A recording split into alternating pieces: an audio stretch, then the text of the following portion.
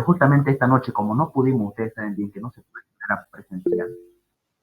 Ya, Ana Gabriela, ¿estás preguntando? ¿Quieres hacer una pregunta? Ah, no, ya se salió. Ah, sí. Entonces, No sé si solo soy yo, pero no la escucho muy bien. yo sí te escucho bien, pero a ver qué será. Voy a hacer algo, ¿ya? Esperemos un rato.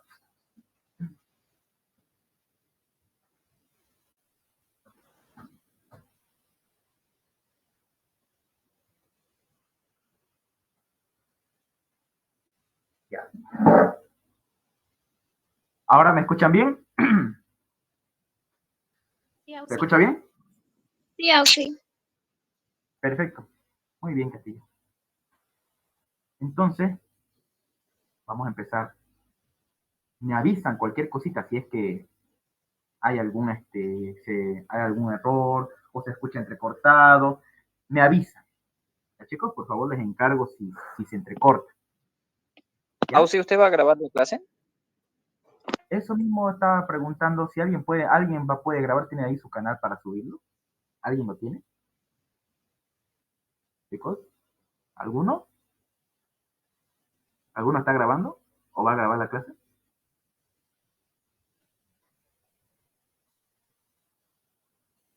¿Nadie?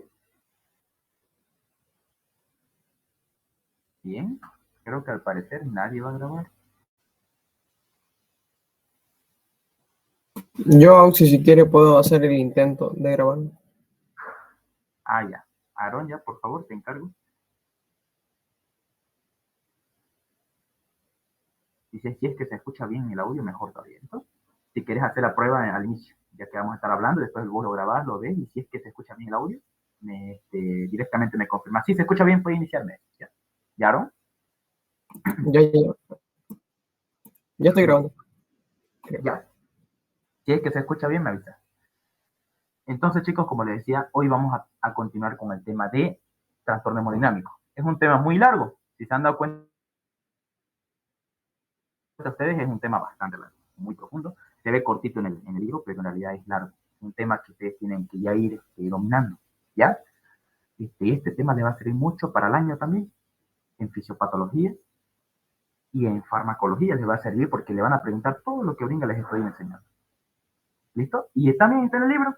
O sea, simplemente yo sigo como lo que está en el libro, algunas cositas que sé también lo agrego. Lo importante aquí es que todos aprendamos. Tanto yo como ustedes estamos en proceso de aprendizaje. Yo simplemente soy un ayudante.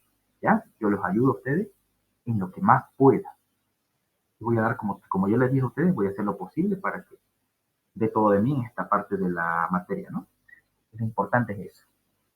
Esa es la enseñanza y quiero que ustedes también la reciban. Y en algún momento ustedes también la transmitan a sus compañeros, a sus conocidos, a sus alumnos, Dios mediante, ¿no?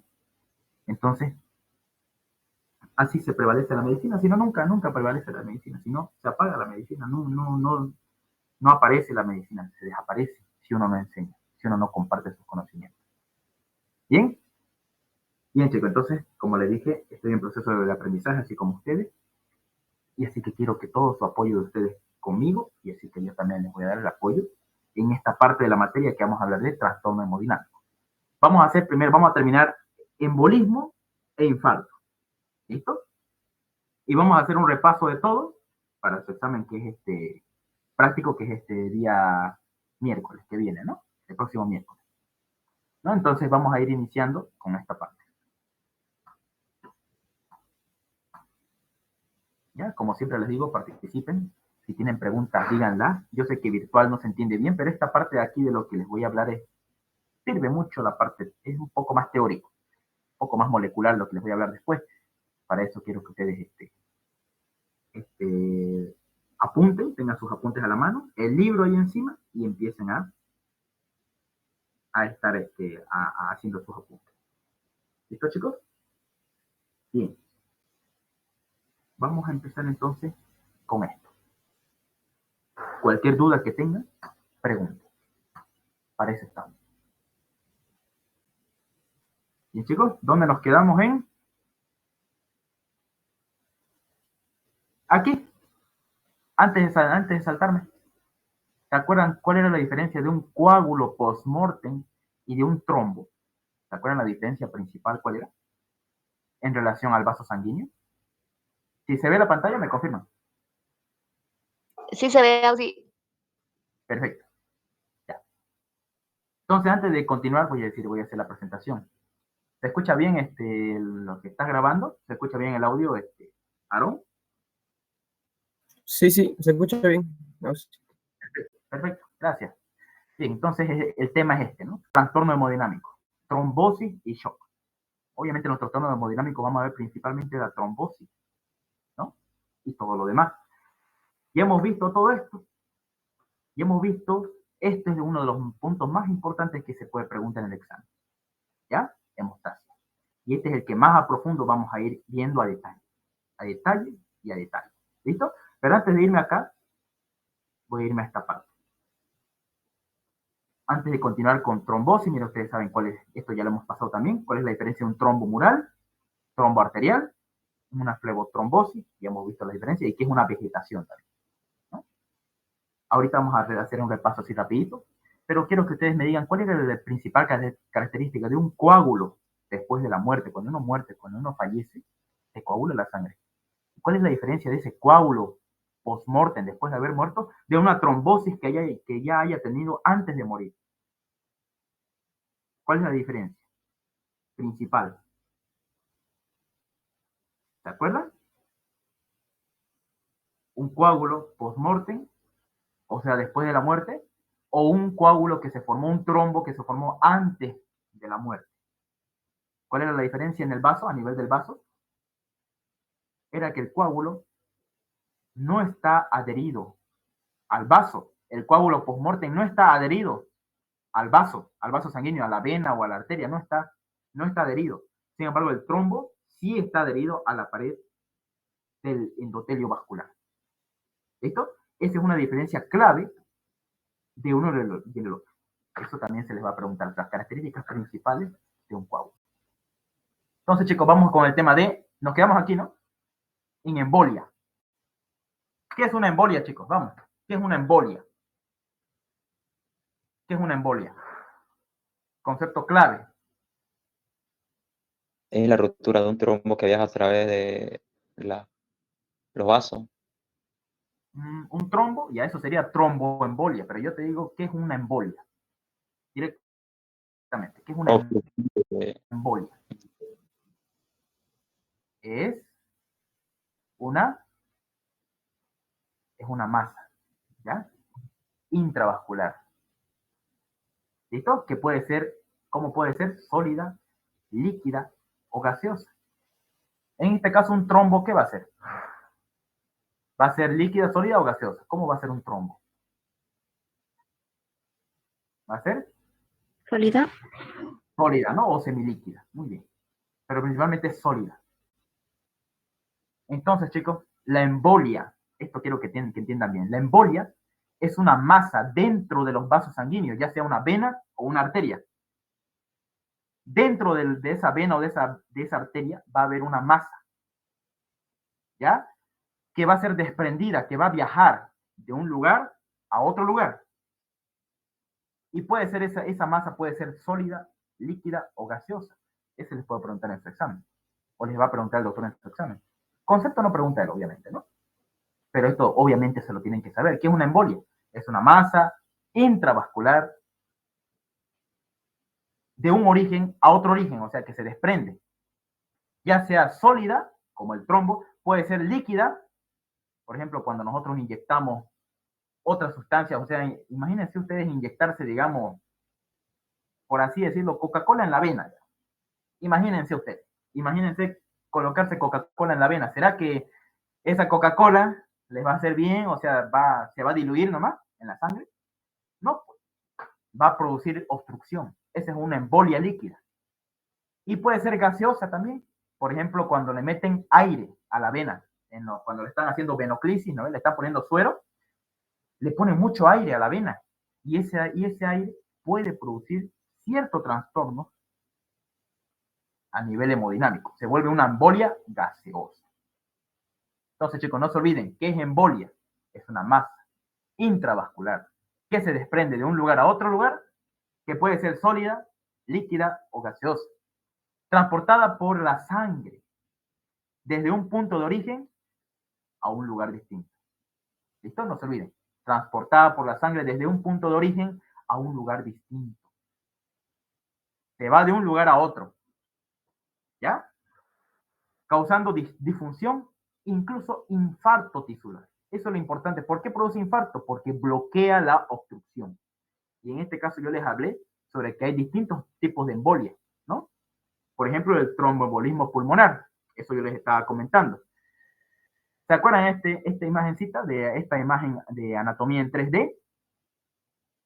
¿Cuáles son las venas que principalmente sufren trombosis venosa profunda, chicos? ¿Se acuerdan, no? Que hemos hablado de la trombosis venosa profunda.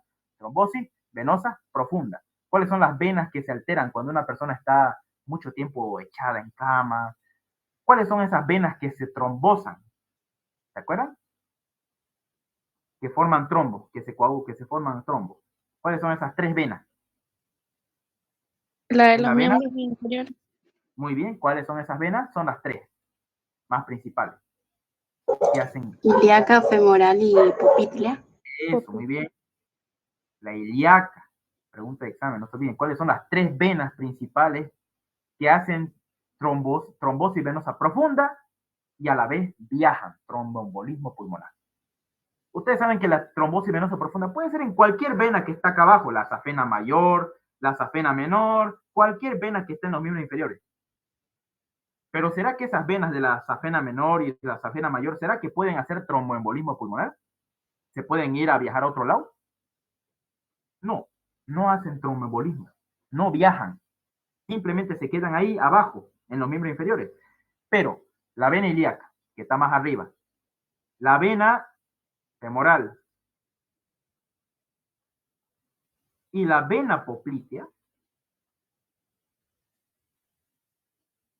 recordando nosotros anatomía, la vena femoral y la vena poplítea son las principales venas que al hacer trombosis venosa profunda, que al coagularse, al hacer trombosis esas venas, al trombosarse, al obstruirse, pueden provocar tromboembolismo. ¿Me entienden, no? Vamos otra vez. Estas venitas, chicos, de acá. La vena safena menor, la vena safena, ¿dónde está la otra? La vena tibial anterior, estas venitas acá. Safena magna. Estas venas, chicos, les pregunto a ustedes, ¿estas venas será que me pueden hacer tromboembolismo? O sea, al coagularse, al hacer trombosis, ¿será que puede hacer tromboembolismo? ¿Será que puede viajar estas venas? ¿Este coágulo? No, no viajan porque se van en filita así. Se acumula aquí trombo, se acumula, y así hacen una filita como un choricito. Y no se desprenden. O rara vez se desprenden. ¿Ya? Rara vez. Y no produce algo grave, digamos. Porque están en las venas más pequeñas de nosotros, de nuestro miembro inferior.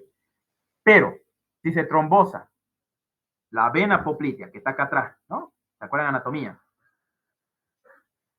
La vena femoral o la vena ilíaca, ya sea la vena ilíaca, la vena femoral o la vena poplítea, cualquiera de estas tres venas que ya les estoy nombrando aquí, les estoy señalando en esta imagen, cualquiera de estas tres venas, si se trombosan, si hacen trombosis venosa profunda, que así se llama la patología, si se trombosan, viajan, hacen tromboembolismo. ¿Ya? Miren dónde viajan. Aquí se va a la vena cava inferior, que está acá más arriba, y llegan ¿a dónde? ¿Llegan a dónde? Al corazón, ¿no? Y ahí saco los huesos. Se van al corazón, llega, mira, ahí está, vena cava inferior, llega a la aurícula izquierda, ¿no?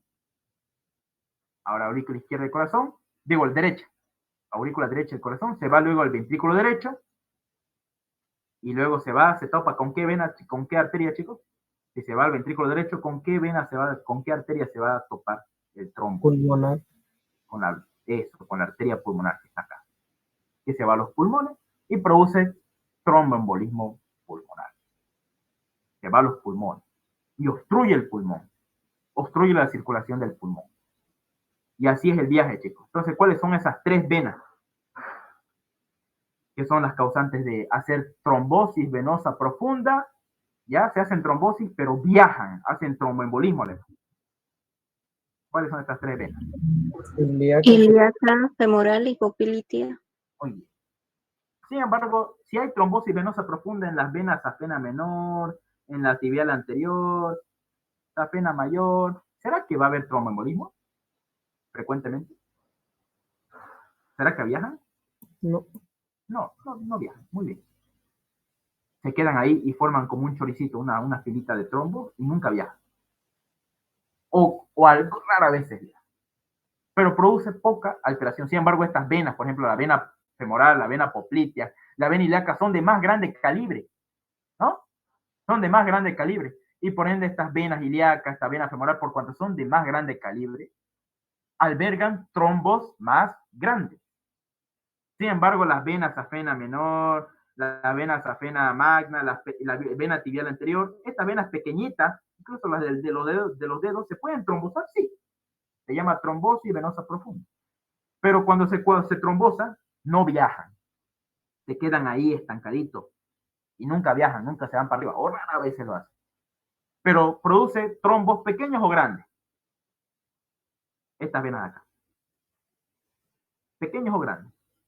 Pequeños. Pequeños, chiquititos. Trombos, ¿no? Muy bien. Y para que se forme un trombo necesitamos la famosa triada de Virchow. ¿Se acuerdan, chicos? Ya sea un trombo a nivel arterial o un trombo venoso. Pregunta de examen. ¿Cuál es la triada de Virchow? Vamos a poner acá. Triada de Virchow. ¿Cuál es la triada de Virchow? Vamos, chicos. Para que haya un trombo, ya sea arterial o venoso, necesitamos que haya una lesión endotelial. Eso, lesión endotelial. Muy bien. ¿Qué más necesitamos en la triada de Virchow? Necesitamos que haya una... Flujo sanguíneo anómalo. Excelente. Flujo sanguíneo anormal o turbulento, ¿no? Excelente. O alteraciones del flujo sanguíneo. Y el último, estados de Coagulabilidad. Excelente. Muy bien. Hipercoagulable. Un estado de hipercoagulabilidad. ¿Listo? Ese estado necesita estar con mucha coagulación. Esas tres, esta es la triada de Virchow. Tanto para trombos venosos y para trombos arteriales. Ahora, pregunta de examen. Pregunta de examen.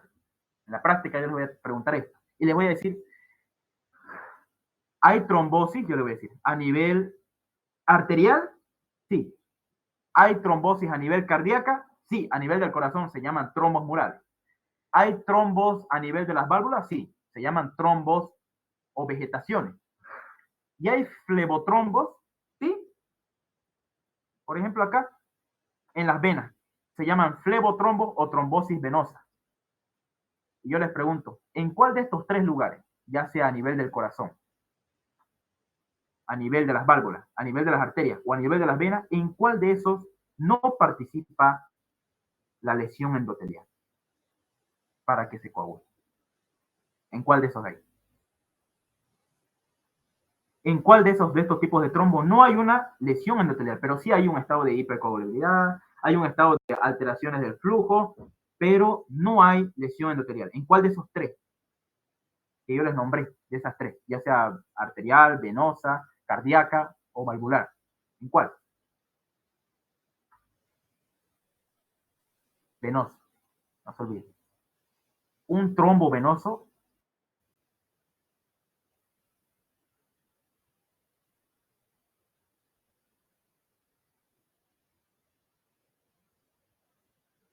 no necesita que forme el trombo en una trombosis venosa. Sin embargo, la arterial y la cardíaca y la valvular sí necesitan de una lesión endotelial para hacer un trombo. Sin embargo, la válvula, las venas no necesitan de lesión endotelial. Vuelvo otra vez. ¿Cuál es la triada de Virchow? Ya hemos visto. Lesión endotelial. ¿Qué más? Era estados de hipercoagulable. Y el otro es el... Alteración del flujo sanguíneo. Muy bien, alteración del flujo sanguíneo.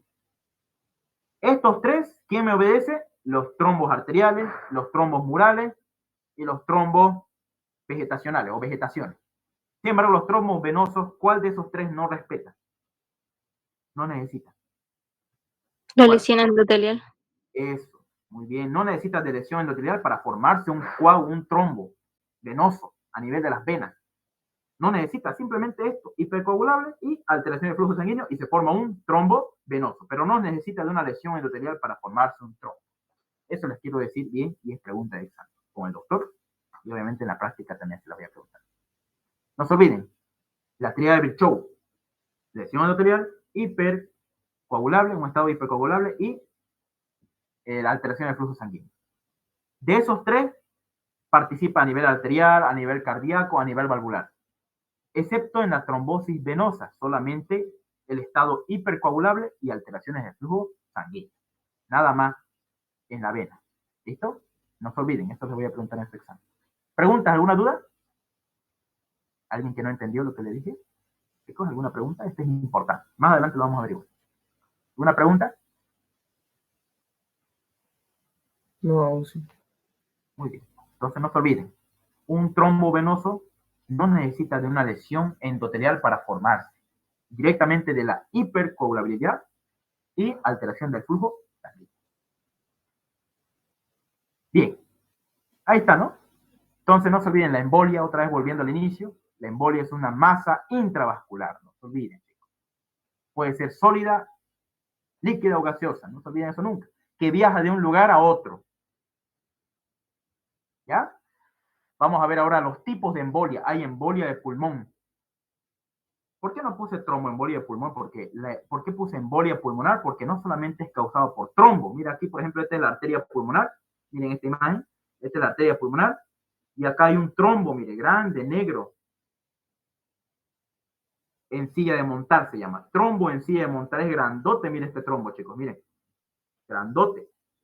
Y está obstruyendo la arteria pulmonar derecha e izquierda. Mira, las dos a la vez la está obstruyendo. Esto se llama embolia, como por cuanto es un trombo, acá es un trombo, un coágulo, se llama tromboembolismo pulmonar. ¿Ya? Si ustedes ven esto, ustedes van a decir, ah, pues auxiliar, ese es un tromboembolismo pulmonar masivo. Y yo les voy a preguntar, ¿cuál es el origen de un tromboembolismo pulmonar, chicos? ¿Cuál es el origen? ¿Ustedes qué me van a decir? ¿Cuál es la causa? Una trombosis venosa profunda. Excelente, una trombosis venosa profunda en la vena ilíaca, femoral y la poplitea auxiliar. Listo, ya está. Su nota entera, ¿no? Eso es lo importante, chicos, que tienen que saber. Es importante porque ustedes lo van a avanzar toda su vida. Esto es para toda su vida. Les van a preguntar esto siempre. Si no lo han escuchado, ya lo están escuchando. Embolia paradójica. ¿Qué es una embolia paradójica? ¿Se acuerdan? Una embolia paradójica. Ya. Miren, chicos.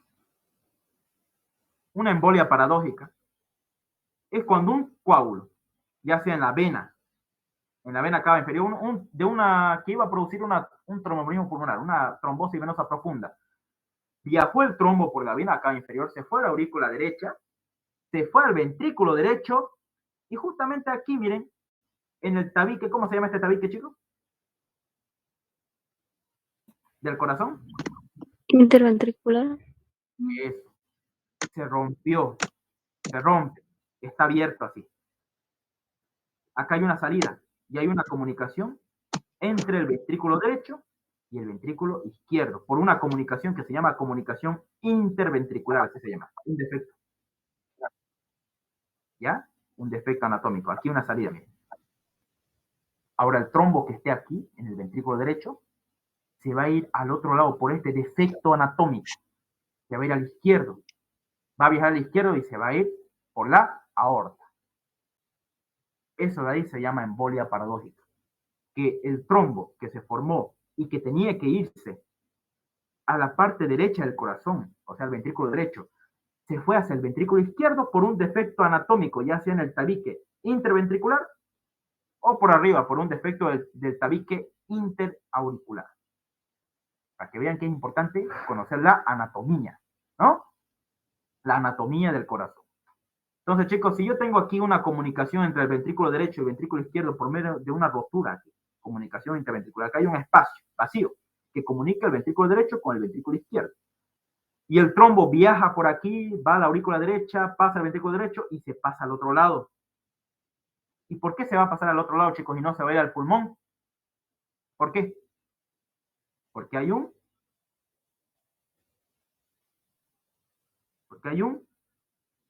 defecto interventricular.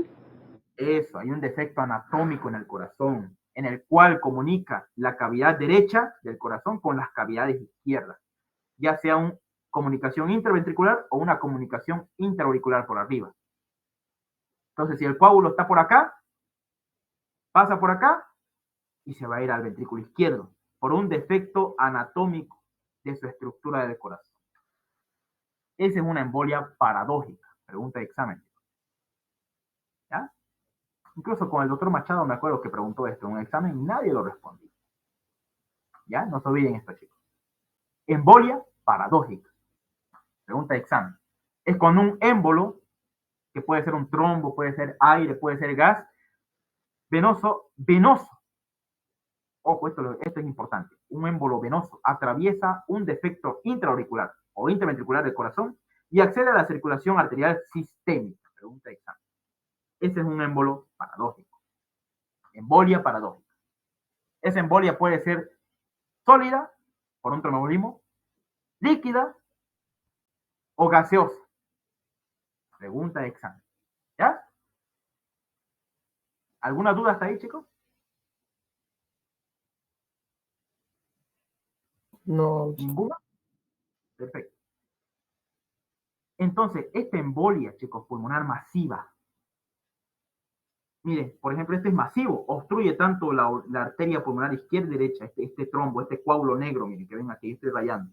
Lo obstruye por completo. ¿Será que el paciente va a seguir de pie, tranquilo? ¿Va a estar caminando con ese trombo ahí? ¿Qué dicen ustedes, chicos? No. No. ¿No? Entonces, ¿qué va a hacer si esto se llama embolia pulmonar masiva? ¿Y qué va a pasar, chicos? ¿Qué va a pasar? Esto. Muerte súbita. Va a haber esto. La triada, noten bien. Va a haber muerte súbita. Este paciente, si tiene esto en su pulmón, en su arteria pulmonar, miren un trombo grandote que lo está fluyendo, va a haber esto. Muerte súbita del paciente. Va a haber insuficiencia cardíaca rápida y un colapso cardiovascular. Olviden.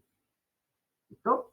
Un colapso cardiovascular. Entonces va a haber una parada cardíaca. Colapso cardiovascular. Entonces, 3 causas, chicos, si yo les pregunto, una embolia, un tromboembolismo pulmonar masivo o una embolia masiva en el pulmón, ¿qué me puede causar? Muerte súbita, insuficiencia cardíaca y colapso cardiovascular. Pregunta de examen, el paciente muere. Émbolos obstruyen el 60% o más de la circulación pulmonar y puede haber esto, muerte súbita, insuficiencia cardíaca y yo les pregunto, ¿cuánto el porcentaje tiene que obstruir el émbolo? Más del 60%. ¿No? En este caso, ¿cómo lo ven, chicos, este émbolo? ¿Cuánto porcentaje obstruyó? Mire, tanto a la arteria pulmonar derecha e izquierda. ¿Cuánto? ¿Cuánto obstruyó? Mire, ¿será un 50%? ¿Cuánto obstruyó de la salida de sangre para allá, para el pulmón? 100%. Un 100%, excelente. Y nos dice la teoría, todo émbolo que obstruye la arteria pulmonar por más del 60%, se lo voy a preguntar en este examen, anótenlo bien, va a producir muerte súbita, insuficiencia cardíaca y un colapso cardiovascular. O sea, el paciente se muere. Rápido. ¿Qué tengo que hacer yo ahí? ¿Cuál es el tratamiento para este paciente con tromboembolismo pulmonar? Voy a darle fibrinolíticos. ¿Listo? Embolo endovenoso a nivel de la vena le doy. Fibrinolíticos para que destruyan pero este paciente hasta que vaya al hospital. ¿Ustedes creen que va a aguantar hasta que vaya al hospital? Si esto pasó en su casa. No. Grave, chicos. La situación grave. ¿Alguna pregunta de embolia de pulmón?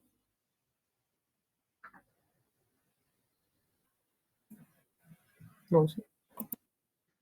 Muy bien. Si no tienen ningún, me avisan si tienen alguna preguntita, si tienen dudas, pregunten. ¿Ya? Tromboembolia sistémica. ¿Por qué le dicen tromboembolia sistémica? Es porque un trombo se formó en las arterias. Proviene el 80% de los trombos murales, chicos. ¿Dónde se forman los trombos murales? ¿Dónde? ¿Dónde se forman los trombos murales? En el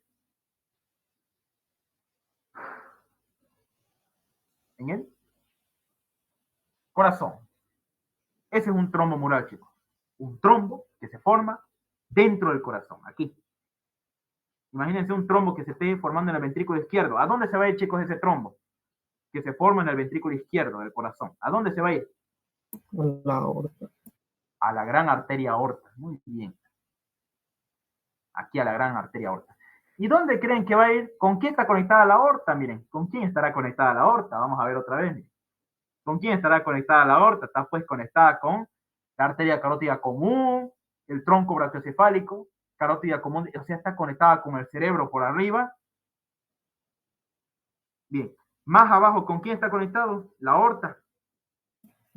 La torácica descendente, la abdominal, la ilíaca. Excelente, las ilíacas, muy bien. Mira aquí, por ejemplo, la mesentérica. Aquí va, ¿puede obstruir los intestinos? La arteria que alimenta los intestinos, ¿puede obstruirlos? Sí. Y produce un infarto de intestino. Mire acá más abajo, está conectado con el riñón. Vamos a poner aquí al riñón. Sí, está conectado con el riñón, se puede ir ese trombo al riñón. Ahí lo puede obstruir.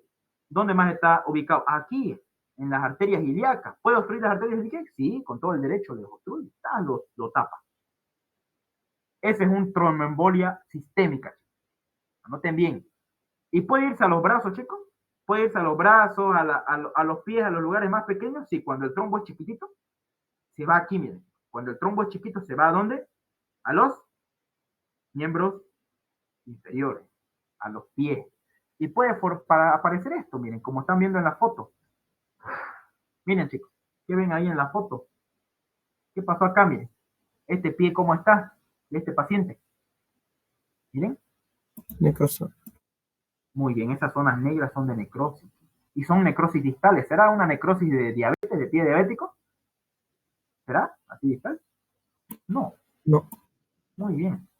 Cuando el trombo émbolo arterial es distal y produce lesiones primeramente así necrosantes a nivel distal, no es un trombo causado por diabetes o por la diabetes, una necrosis por diabetes, no.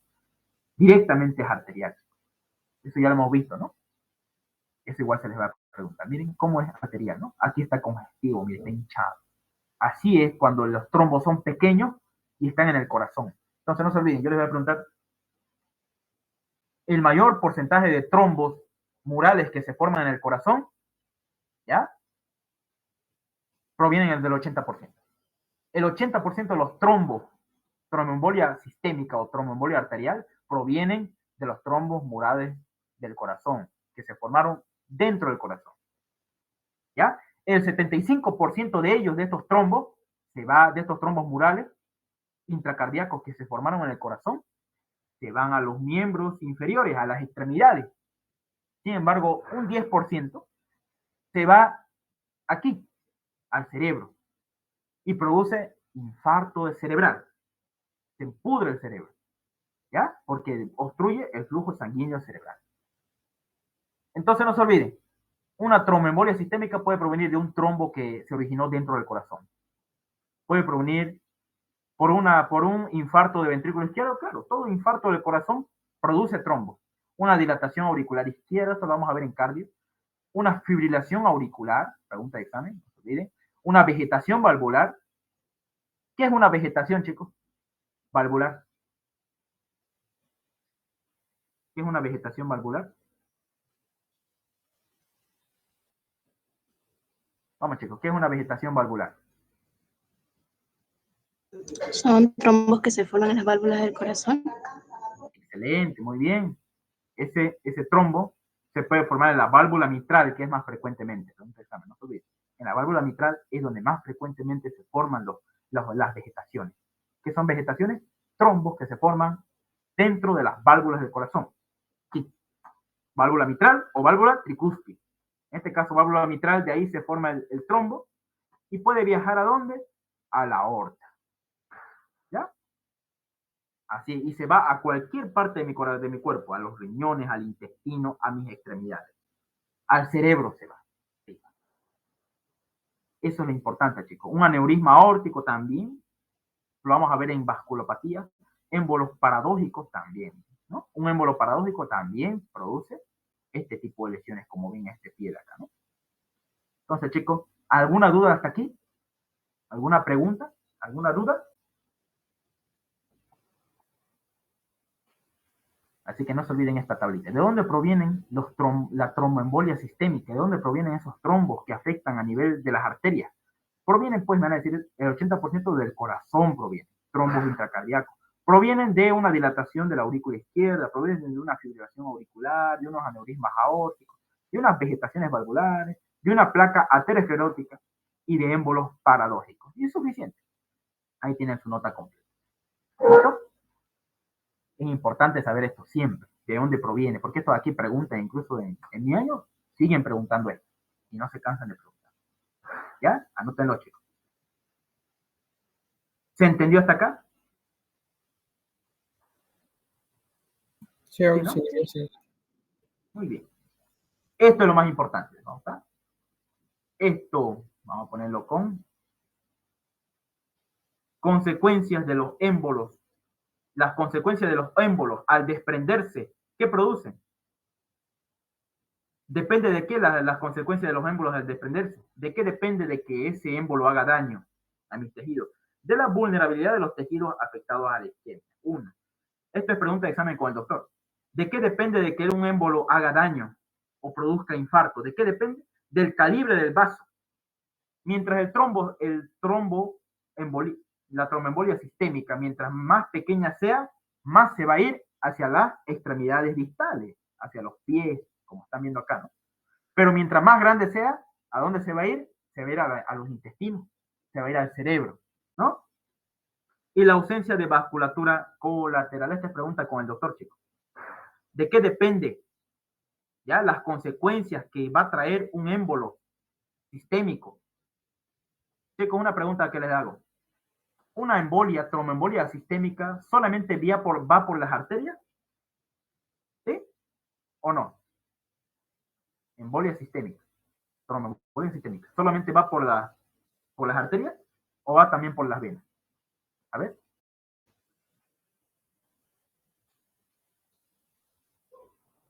Solo va por las arterias. ¿Listo? Solo arterias, por algo te dice sistémica, ¿no? Solo va por las arterias. Muy bien. ¿Entendió, no, chicos? ¿Hasta aquí? Sí, sí, gracias. Muy bien. Si tienen dudas, ya saben, si tienen preguntas, háganlas saber. Prendan su micrófono y pregunten, ¿no? Vamos con la embolia grasa. Este es bonito. Tras que yo les diga, les pregunte su examen, embolia grasa. Al ratito ustedes imagínense, hay un viejito, un ancianito, una persona anciana de 70, 80 años, 90 años, casi, mucho, ¿no? Que se haya caído y se fracturó la cadera, se fracturó la pierna. Al ratito pregunten, ténganselo eso en su cabeza. Eso es embolia grasa. La embolia grasa es producida cuando hay una fractura, frecuentemente en ancianos, en pacientes de tercera edad, una fractura de los huesos largos, ya sea del fémur, de la tibia, o una fractura en la cadera, digamos. Fractura de cadera.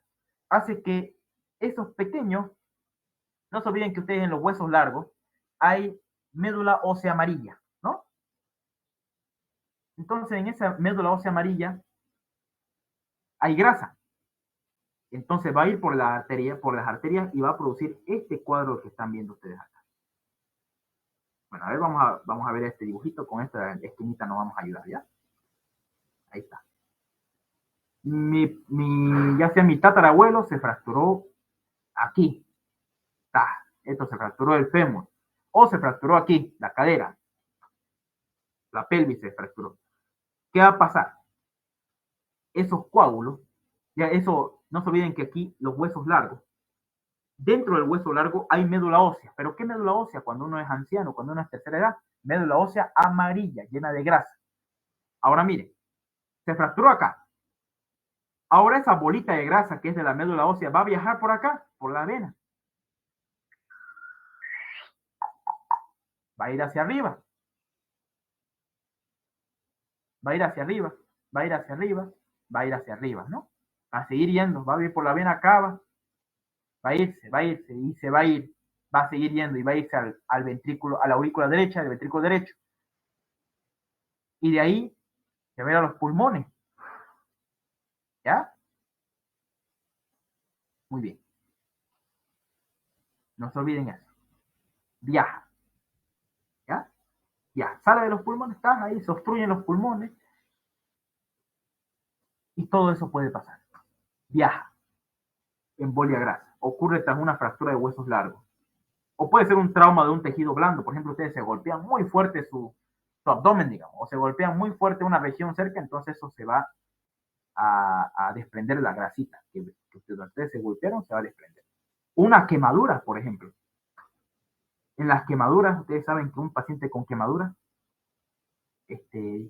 va a destruir mucha grasa, entonces esa grasa se va a ir por las venas, por las arterias y se va a obstruir vasos. Mire, como lo ven acá, en esta placa histológica, miren, que observamos aquí, una arteria pulmonar, donde aquí observamos, miren, esta es la arteria pulmonar aquí arriba, o sea, toda esta es la arteria, este es el pulmón, aquí están los alveolos pulmonares, todo eso, una placa histológica de pulmón, donde aquí observamos una arteria pulmonar. Y aquí, miren, encontramos aquí una sustancia rosada, que es el coágulo propiamente dicho, y aquí unas bolitas, mire, blanquecinas. ¿Qué serán estas bolitas blanquecinas, chicos? ¿Qué serán? A ver ustedes. Listo. Vamos, chicos. ¿Qué será esta bolita blanca? Esas bolitas chiquititas que son adipocitos. ¿Ya? Adipocitos. Ustedes saben que la grasa tiene adipocitos. Entonces esto es adipocito. Adipocito, adipocito, adipocito, adipocito, y esto aquí es el coágulo, lleno de coágulo, ¿no? Este es un coágulo, digo usted, un trombo embolia. ¿Por qué? Porque viajó después de una fractura. Entonces la enfermedad aquí, tras que ustedes vean esto, se llama embolia grasa. ¿Listo? Embolia grasa, porque una grasa fue la que obstruyó el vaso sanguíneo. Embolia grasa. Síndrome de embolia grasa. ¿Qué va a tener mi paciente? Después de haber tenido este émbolo en el pulmón, va a tener taquipnia. ¿Qué es taquipnia? Cuando el paciente respira rápido. Respira rápido. Va a tener disnea. Va a tener taquicardia. ¿Qué es disnea, chicos? ¿Qué significa disnea en medicina? Sensación de falta de respiración. Falta de aire, sensación subjetiva de falta de aire. Eso es disnea. Dice, me falta el aire. Así, me falta el aire. El paciente, disnea. Taquipnia, respira rápido. Taquicardia, su corazón rápido late. Más de 100 por minuto. Inquietud, incluso si es mucho, puede producir un coma. Exantema petequial difuso, este es interesante. Hay un exantema petequial, hay petequias aquí debajo de la conjuntiva del ojo, en el párpado, digo, en la pared del párpado, y hay también a nivel dorsal, a nivel del pecho superior. Puede haber también. Se llama síndrome de embolia grasa. Va a haber trombocitopenia y anemia. ¿Por qué va a haber trombocitopenia? Porque este émbolo de grasa está reclutando coágulos. Entonces, mira estos coágulos de aquí, entonces va a disminuir la concentración de plaquetas en la sangre. Esa es trombocitopenia. Disminución de plaquetas en la sangre. ¿Y por qué va a haber anemia? Porque estos mismos adipocitos, esta misma embolia grasa, va a unirse a los glóbulos rojos y van a formar émbolos más grandes. Por eso hay anemia en mi paciente y por eso hay trombocitopenia. ¿Listo? Entonces, esto ya en semiología lo van a llevar bien. Yo lo estoy comentando, ¿ya? No, esto no les voy a preguntar a ustedes, obviamente, ¿no? Este es más clínico. Pero con que ustedes sepan de por qué hay esto aquí, y por qué tiene esto aquí mi paciente, es por la propia embolia grasa. ¿Listo? ¿Alguna pregunta hasta aquí, chicos? ¿Alguna duda?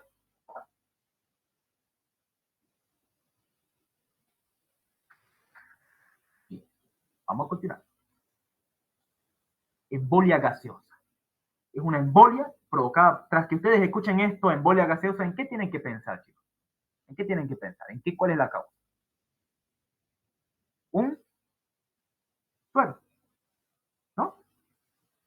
Suero. Que le hayan puesto suero a mi paciente, ¿no? Entonces todo eso va a provocar una embolia grasa. Cuando le ponían un suero a mi paciente y ese suero tenía aire. Burbujas de gas dentro de la circulación pueden obstruir el flujo vascular y causar lesiones isquémicas distales. Entonces, chicos, una embolia gaseosa no es un juego, ¿ya? Para que haya alguna alteración, chicos, de esta aire en los vasos sanguíneos, imagínense ustedes, pónganle aire a la vena en un suero, va a producir una embolia gaseosa. Y se necesita, ¿ya?, más de 100 mililitros para hacer un efecto clínico, o sea, más de 100 mililitros de aire. El aire ingresa en intervenciones quirúrgicas, por ejemplo, obstétricas, en una operación, chicos, por ejemplo, cuando ustedes están operando, le cortan una arteria o una vena, lo cortan, y al ratingo esa vena chupa el aire. Chupa. Tras que ustedes cortan la vena, lo chupa el aire. Chupa. Y eso al ratingo produce embolia gaseosa. Si es más de 100 mililitros, produce efectos, produce daño en los órganos. ¿Ya? ¿Cuál es la causa entonces, chicos, de una embolia gaseosa? ¿En qué tienen que pensar? Tras que yo les diga embolia gaseosa en su examen. Suero. Por una mala colocación del suero porque contenía aire. Muy bien. Tenía aire el suero y así nomás es un charón. Ay, ay, ay. Una vez casi a mí me meten aire, me acuerdo, cuando estaba haciendo práctica en el primer año, estaba aprendiendo a colocar suero. Y ahí me estaba sonchando una compañera y me dijo, pero está bien el suero, no tiene aire. Yo veía ahí unas burbujas de aire grandes. Oye, mira, me estás metiendo suero, me estás metiendo aire. Y yo le dije, no, el auxiliar ya lo vio y me dijo que estaba bien. Ahí estaban haciendo la práctica y yo, no, me van a meter aire. Y no me dejé colocar ese aire. Ya más o menos yo sabía esto, embolia gaseosa. No sé dónde lo había leído. Estaba leyendo Robin en ese tiempo. No, entonces, pues, ¿cómo pues no me entra aire? Y ahí no me dejé, pues. Y después el otro vino el doctor y le dijo, mira, está con aire. Está con aire. Entonces ahí no sé qué le hicieron, creo que le trataron. Y así. Eso pasó en una práctica, ¿no? ¿Cuándo habrá sido eso? De tiempo, primer año. De tiempo, paso, pues. Estaban enseñando a colocar suero en las campañas políticas. Bien, continuamos con el tema. Entonces así, burbujas dentro. ¿Qué más tengo que pensar cuando yo les pregunte embolia gaseosa? Tienen que pensar en intervenciones quirúrgicas. En toda cirugía, chicos. En toda cirugía hay riesgo de que haya embolia gaseosa. ¿Cómo? Ustedes mientras están operando, imagínense, ustedes están operando y de la nada entra aire a un vaso sanguíneo porque ustedes lo cortaron. Lo cortaron y ahora tengo a chupar aire. La vena, por las presiones negativas que tiene dentro. Entonces va a chupar y va a producir también. Entonces no se olviden. Si yo les pregunto embolia gaseosa, ustedes dicen suero. El suero estaba con aire. Listo. ¿Qué más? Otra causa. Intervenciones quirúrgicas. Cirugía. Pueden producir embolia gaseosa. Y eso produce, por ejemplo, y también tienen que pensar en buceadores, en los pacientes buceadores. Cuando están mucho tiempo debajo del agua, se produce el síndrome de descompensación. Ese frecuentemente hay embolias gaseosas en los pacientes que bucean muy profundamente al mar. Eso lo van a ver en semiología. ¿Listo? Entonces, síndrome de descompensación en buceadores hay. Entonces, cuando yo les pregunto embolia gaseosa, ustedes piensen en suero, mal colocado. Intervenciones quirúrgicas, cirugía. Y pacientes que bucean, nadadores, buceadores de mar. ¿Listo? Embolia gaseosa. ¿Ya? ¿Hasta aquí se entendió, chicos? ¿Alguna pregunta? ¿Hasta aquí? Sí, Auxi, gracias. Muy bien. Vamos con otro. Embolia del líquido amniótico. Embolia del líquido amniótico es algo interesante, chicos. ¿Dónde está el líquido amniótico? ¿Dónde hay líquido amniótico? ¿Dónde? ¿Dónde hay líquido amniótico, chicos? ¿No es el líquido que rodea al bebé, por si acaso? En el feto. Ese es el líquido amniótico. Es un líquido que rodea al feto. Ese es el líquido amniótico. Lo rodea al feto. Ahora, ¿por qué dice embolia? Anoten bien esto. Es la quinta causa de muerte materna a nivel mundial. Pregunta de examen. No se olviden. Quinta causa de muerte materna a nivel mundial. La embolia del líquido amniótico. ¿Por qué puede ser causado? A ver, chicos, ¿ustedes qué piensan? ¿Por qué puede haber una embolia del líquido amniótico? ¿Por qué se puede ir el líquido amniótico por la sangre de la mamá. ¿Por qué? ¿Qué creen ustedes?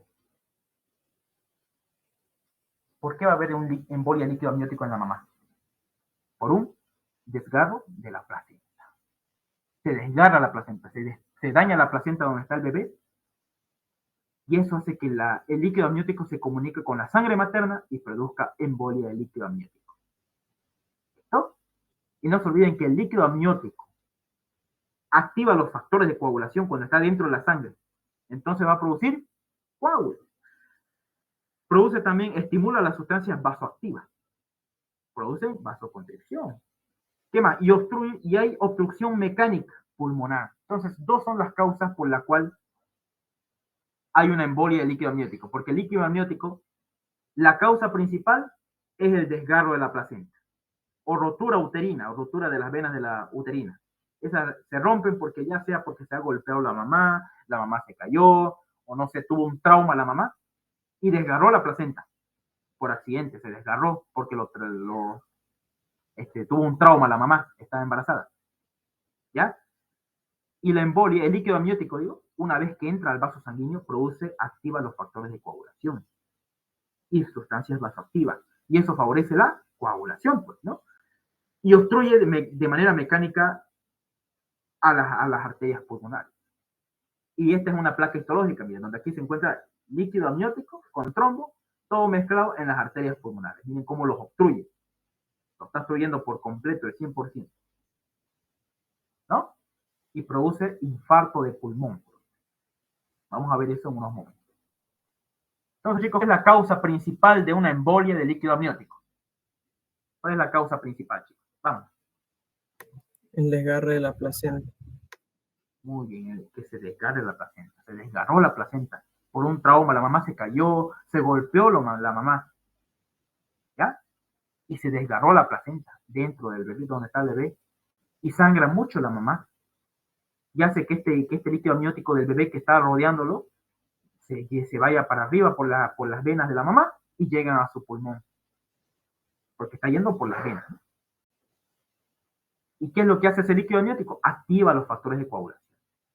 Activa las sustancias vasoactivas y produce obstrucción mecánica en el pulmón. Pregunta de examen, no se olviden. Infarto.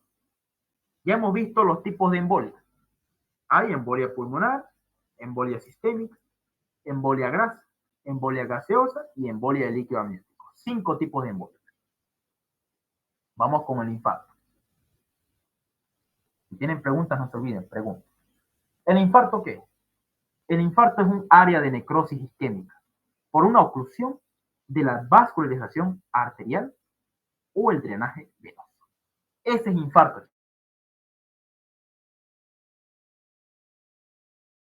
Es cuando una zona de un órgano, ya sea el pulmón o el corazón, se ocluye. Hay una oclusión, ya sea arterial o del drenaje venoso. Ese es infarto, chicos. Cuando la arteria se obstruye. ¿Ya? Cuando la arteria se obstruye, ¿qué va a pasar con el órgano, chicos? Si la arteria no hay. A ver, voy a poner acá un ejemplo. Voy a poner al vaso. Voy a quitar esto. O aquí al riñón, mire. Al riñón vamos. Vamos al riñón. ¿Qué pasa si este riñón ¿dónde está? Vamos a poner la circulación renal. ¿Dónde está? Aquí está. Aquí está, vascularización renal. ¿Qué pasa, chicos? Si por aquí, por la aorta, dentro de la aorta, hay un trombo, ¿cómo se va a llamar ese trombo? Y obstruye acá, ¿cómo se va a llamar ese trombo? Trombo venoso. ¿Cómo se va a llamar ese trombo? Tromboembolismo sistémico. Eso, tromboembolismo sistémico, muy bien. Ahí se obstruye el trombo, el coágulo, ahí en la arteria renal. ¿Qué va a pasar con el riñón? Aquí se va a infartar el riñón. Una parte, una zona, o todo el riñón se puede infartar. Se obstruye aquí, digamos. Aquí en esta parte de la arteria renal superior, va a obstruir esta parte de aquí, se va a infartar esta parte del riñón. Se obstruye acá abajo, la arteria, toda esta parte de aquí se va a infartar. Y se obstruye aquí mismo la arteria renal del lado derecho, todo el riñón se va a afectar. ¿Ya? Eso es infarto, chicos. ¿Qué pasó aquí? Un trombo ocluyó el riñón enteramente, un trombo sistémico. ¿Y qué pasó con la irrigación del riñón? No va a haber irrigación, va a haber isquemia. Va a haber isquemia. Isquemia es disminución de oxígeno a ese riñón, disminución de flujo sanguíneo en ese riñón y va a haber también disminución de los nutrientes de ese riñón. Entonces, si hay una... ¿Por qué hay la isquemia, chicos? Yo les pregunto, ¿por qué hay isquemia? Aquí en este caso. Porque hay una Obstrucción. hay una obstrucción, obstruyó el riñón, ya sea todo el riñón o una parte del riñón, lo obstruyó. ¿Y qué va a pasar con esta zona del riñón? Se va a ver isquemia. ¿Y qué es la isquemia? Es disminución del flujo sanguíneo en esa parte del riñón. No hay sangre en esa parte. ¿Qué más va a haber? Disminución del oxígeno, disminución de los nutrientes necesarios del riñón. Y la isquemia va a seguir de la Necrosis. Muy bien. Si no hay flujo sanguíneo, no hay oxígeno sanguíneo, la isquemia se va a ir a una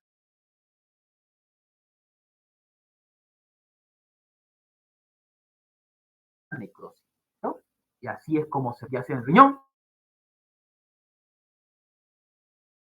intestinal y todos los tipos de infartos que ustedes conocen en distintos órganos. Ese es un infarto, chicos. La obstrucción de una arteria provoca isquemia, necrosis y esa zona de necrosis se llama infarto. Ya saben qué es infarto, entonces, una zona de necrosis isquémica. Por falta de irrigación arterial o drenaje venoso. Entonces hay tipos de infartos, chicos. Hay infartos rojos, ¿ya? Hay infartos blancos o anémicos. Esto de aquí pregunta el doctor. Infartos rojos, blandos o anémicos. Infartos sépticos. 3 tipos de infarto hay, chicos. Anoten bien. Vamos por el infarto rojo. ¿Por qué se le dice infarto rojo? Porque va a haber una oclusión a nivel de las venas o a nivel arterial o a nivel de la oclusión venosa, a nivel, por ejemplo, de los testículos. ¿Cómo va a estar de color esos testículos? Miren. ¿Cómo está de color este testículo? Está todo moreteado, mire, todo oscuro, necrosado en el testículo. ¿Puede haber infarto de testículos? Sí puede haber, tiene todo el derecho. Y eso se llama infarto rojo. Miren cómo está todo aquí rojizo, tan negro, ¿no? Está rojo, rojizo y negro. Congestivo está. Miren cómo está este testículo, está hinchado. ¿Dónde más puede haber infarto rojo? En la circulación. En órganos que tienen doble circulación, chicos. ¿Cuáles son los órganos que tienen doble circulación?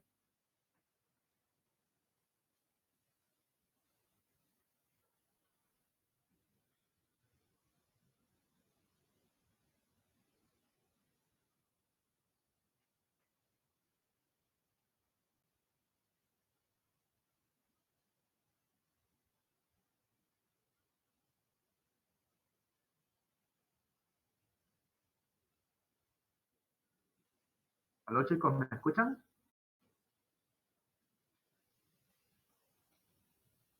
Creo que no se escucha. Se cortó un rato, creo. No sé si fue a mí nomás. Sí, se cortó. Sí, se cortó, van a disculpar un poco, ¿ya? Se corta, a veces el internet está medio inestable. ¿Listo?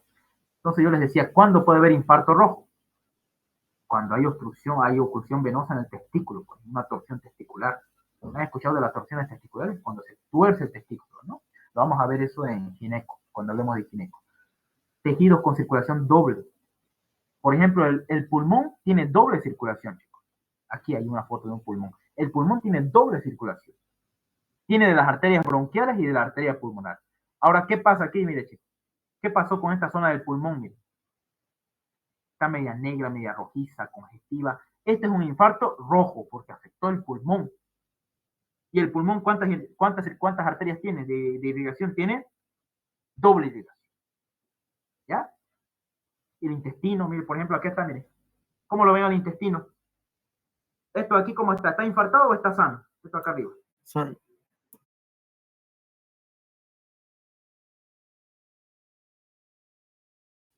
Arriba. ¿Sano? Está infartado. Aquí arriba. ¿Está? Sano. Está sanito, está vivito, bien bonito ahí. Y esta parte de acá está en infarto. Infarto intestinal. Miren cómo está negro, rojizo, por eso se llama infarto rojo. Porque miren, el intestino está todo así, esa parte del intestino está congestivo. ¿Por qué? Porque el intestino tiene doble irrigación, tiene irrigación en el intestino, chicos, doble irrigación de las arterias mesentéricas, ¿no? Tanto superior como las inferiores. Y así también puede haber, miren, este tipo de infartos rojos, miren cómo están ahí, en las extremidades, ¿no? Distales, miren, negros, así se ven rojizos, así congestivos, ¿no? Tejidos previamente congestivos y cuando la zona se establece un flujo en la zona de oclusión arterial plena. Entonces, puede haber eso, infarto rojo, ya saben. Entonces, si les preguntan en su examen, un infarto de pulmón y de intestino va a ser un infarto de color rojo o negro, ya así oscuro, rojizo. ¿Por qué? Porque tiene doble circulación. Hay una circulación que se obstruyó y la otra circulación va a ir a provocar ese infarto o esa región rojiza del infarto. Sin embargo, hay órganos chicos como el riñón y el vaso que tienen una sola irrigación. Y por eso se llaman estos infartos. Mira aquí arriba que están viendo el vaso. Voy a poner aquí mi puntero, el color verde. Esta parte aquí del vaso está amarilla, está pálida, ¿no? Y todo lo demás está sano. Pero esta parte de aquí está pálida, está infartada. Se llama infarto blanco o infarto anémico. Pregunta de examen. En oclusión de arteriales de órganos sólidos con una sola arteria que lo irriga, que lo alimenta. Por ejemplo, el corazón, el vaso y el riñón. Miren, chicos. Por ejemplo, aquí. ¿Qué infarto? Este es el corazón, chicos. Ventrículo izquierdo, ventrículo derecho. Tabique interventricular. Un corte transversal del corazón. ¿Y qué les llama la atención aquí, chicos? ¿Es un infarto rojo o es un infarto blanco, anémico? ¿Cómo es? Anémico. Muy bien, es un infarto anémico. ¿Por qué es anémico, chicos? ¿Por qué es blanco y no es rojo? Como los otros, como el intestino, como esto de acá, como el testículo. ¿Por qué? O como el colon, ¿eh? ¿No era porque había solo un tipo de circulación? Muy bien, solo porque está dado por las arterias coronarias. La irrigación del corazón está dado por las arterias coronarias. Una sola irrigación. Pero si tuviera doble irrigación, por ejemplo, el pulmón tiene doble irrigación, tiene de las arterias bronquiales y de la arteria pulmonar, sería esto rojo. Pero por cuanto no tiene doble irrigación, se llama infarto anémico. Pregunta de examen. ¿Ya? No se olviden. Pregunta ese examen. ¿En dónde hay infarto anémico, chicos? Nómbreme 3 órganos. Vaso, riñón y el corazón. Ahí ves. Excelente. Muy bien. Corazón, ¿no? Excelente. ¿Y cómo es su forma de este infarto, chicos? Miren, tiene forma de cuña. Base a la periferia y punta hacia entrando, como un triángulo, forma de cuña. Ahora miren aquí, chicos, ven, este es el colon. ¿Qué tipo de infarto es? ¿Blanco o rojo? Este es el colon. Rojo. Ojo. Muy bien, rojo. ¿Ya? Este de aquí, este colon de aquí, tuvo una patología que se llama vólvulo intestinal. Esto lo van a ver, no sé, tal vez en tercer año, se ve. Vólvulo intestinal. Miren cómo esta parte de aquí del intestino está todo rojo, congestivo, por una torsión del colon. ¿Ya? Y aquí miren el cerebro. Un infarto. ¿Qué tipo de infarto tiene ahí chicos, el cerebro? Anémico, rojo. ¿Qué tipo de infarto? Se infartó, mire el cerebro. ¿El cerebro será que tiene doble irrigación, chicos? No. Tiene doble irrigación. Arterias carótida interna y el sistema vértebro-basilar. ¿No? Lo que han visto en anatomía. Doble irrigación tiene el cerebro. Entonces, por eso, esta parte de aquí es infarto rojo. Todo es lógica, ¿no? Bien, chicos. Para eso hay que recordar bien anatomía y también histología. Infarto miocardio, infarto cerebral, infarto pulmonar, disintestina, gangrenas de extremidades, ¿no? Perfecto. Infarto séptico. ¿Qué será un infarto séptico? Se produce en caso de embolia de vegetaciones infectadas de las válvulas cardíacas, por ejemplo, ¿no? O o cuando los microbios colonizan un tejido necrótico y producen abscesos. Eso es un infarto séptico. ¿Ya? Anoten bien. Este es un infarto séptico. Aquí creo que no lo tengo. Ya. Factores que influyen en el desarrollo. Es un infarto séptico, chicos. No se olviden. ¿Ya? Se produce en el caso de una embolia, de una vegetación infectada por bacterias de las válvulas cardíacas y viajan hacia un lugar, ¿ya? O colonizan un lugar y producen un absceso. No son infartos sépticos, son abscesos. Y como ven aquí, chicos, miren esta imagen. Hay un flujo aquí tranquilo de una arteria, pero aquí, ¿qué pasa? Miren, ¿cómo está el flujo acá? ¿Cómo está el flujo acá? ¿Está lineal o está turbulento? ¿Cómo está acá? Turbulento. Turbulento, por una placa aterosclerótica, ¿no? Y este flujo turbulento va a dañar aquí, miren, imagínense aquí las plaquetas que están acá, van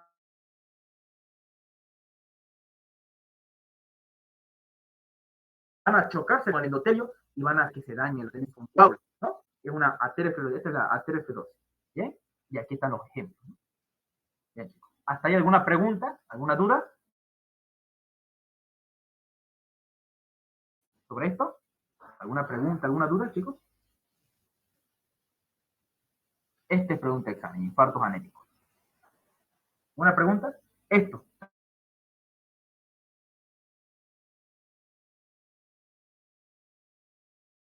Factores que influyen en el desarrollo del infarto. A ver, que van a hacer que digan el infarto. Esto, anatomía de la vascularización. Tenemos que ver si ese órgano tiene doble irrigación o una irrigación. Tenemos que ver la velocidad de la oclusión. Por una placa, tal vez de aquí al tiempo se va a ocluir. Tenemos que ver la vulnerabilidad del tejido a la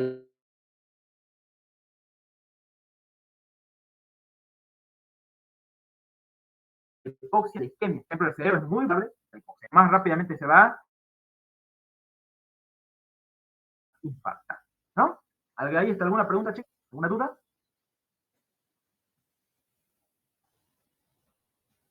¿Alguna pregunta?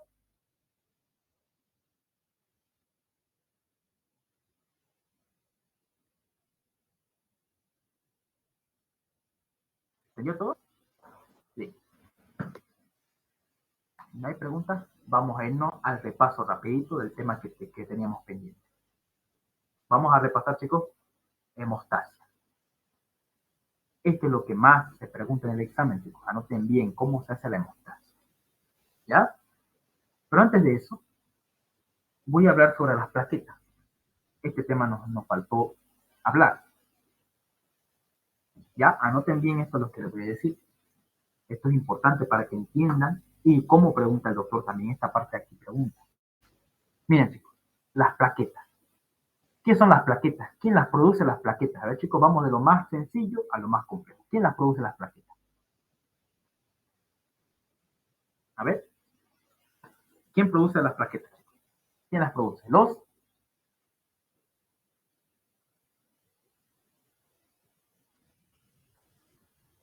Los megacariocitos producen plaquetas, ¿no? Los megacariocitos están en la médula ósea. Producen las plaquetas. Y las plaquetas forman el tapón primario que sella inicialmente el defecto vascular y proporciona una superficie que une y concentra los factores de coagulación. Esas son las plaquetas. Muy importante. ¿Listo? Entonces las plaquetas son muy importantes para la formación del tapón plaquetal. Y ahorita vamos a ver cuáles son sus propiedades. Esta es una plaqueta, por ejemplo. Esta es una plaqueta. Está en naranja. Una plaqueta. Esto aquí, ¿qué cosa es, chicos? El endotelio vascular. Y mira, aquí se ha dañado el endotelio. Se dañó el endotelio. Se ha dañado el endotelio. Y aquí, tras que ustedes saben que el endotelio se daña por una lesión o algo, aparece, ¿qué factores aparecen, chicos? El factor de von Willebrand. ¿Qué tal, no? El factor de von Willebrand. Ahí están los receptores, ¿no? Tras que hay un daño en el endotelio, en los capilares, se expresa el factor de von Willebrand. ¿Ya? Y también el colágeno subendotelial. Pregunta de examen, chicos. Siempre eso les van a preguntar a ustedes. Toda su vida. ¿Ya? Esta cosita roja, entonces, ¿qué es, chicos? ¿Es el? Factor de von Willebrand. Muy bien. ¿Cuándo aparece? ¿Cuándo se expresa? ¿Quién lo produce el factor de von Willebrand? ¿Quién lo produce, chicos, el factor de von Willebrand?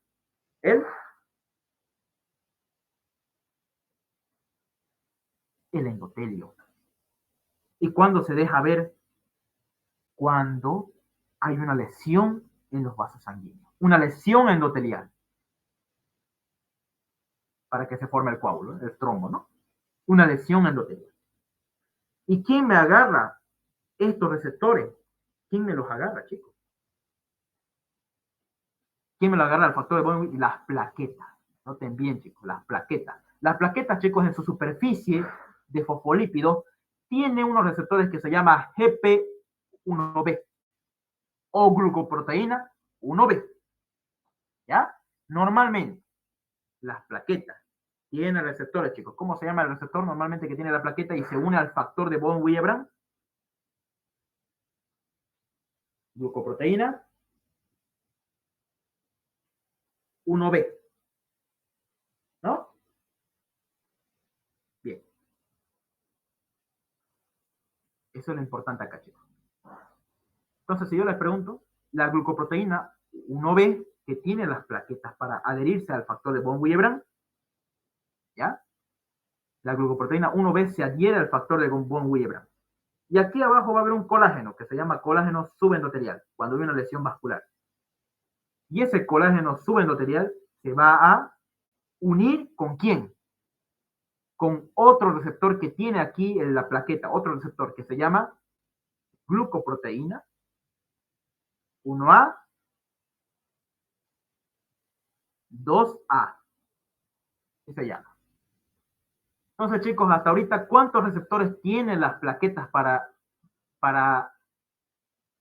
empezar la cascada de la coagulación? ¿Cuántos receptores tiene? 2. Dos, ¿no? Glucoproteína 1B y glucoproteína 1A, 2A. ¿Dónde se encuentra? En la plaqueta, en la superficie de la plaqueta. ¿Ya?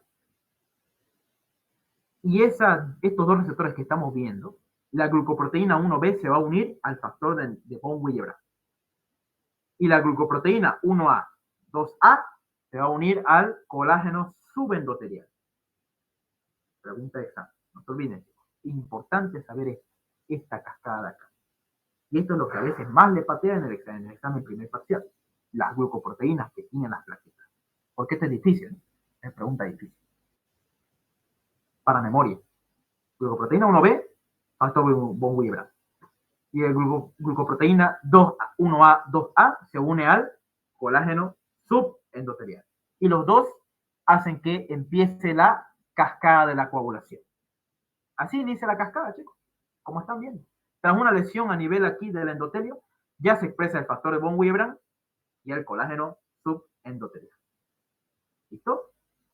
Entonces, si yo les pregunto, el primer paso para en la lesión endotelial para que haya la coagulación, hay la expresión de qué? ¿De qué factores?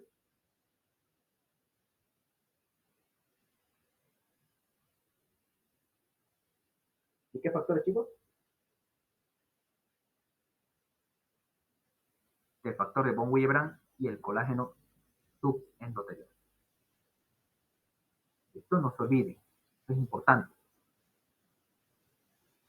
Y la glucoproteína 1A, 2A se une al colágeno subendotelial, que está por debajo del endotelio vascular, de los capilares.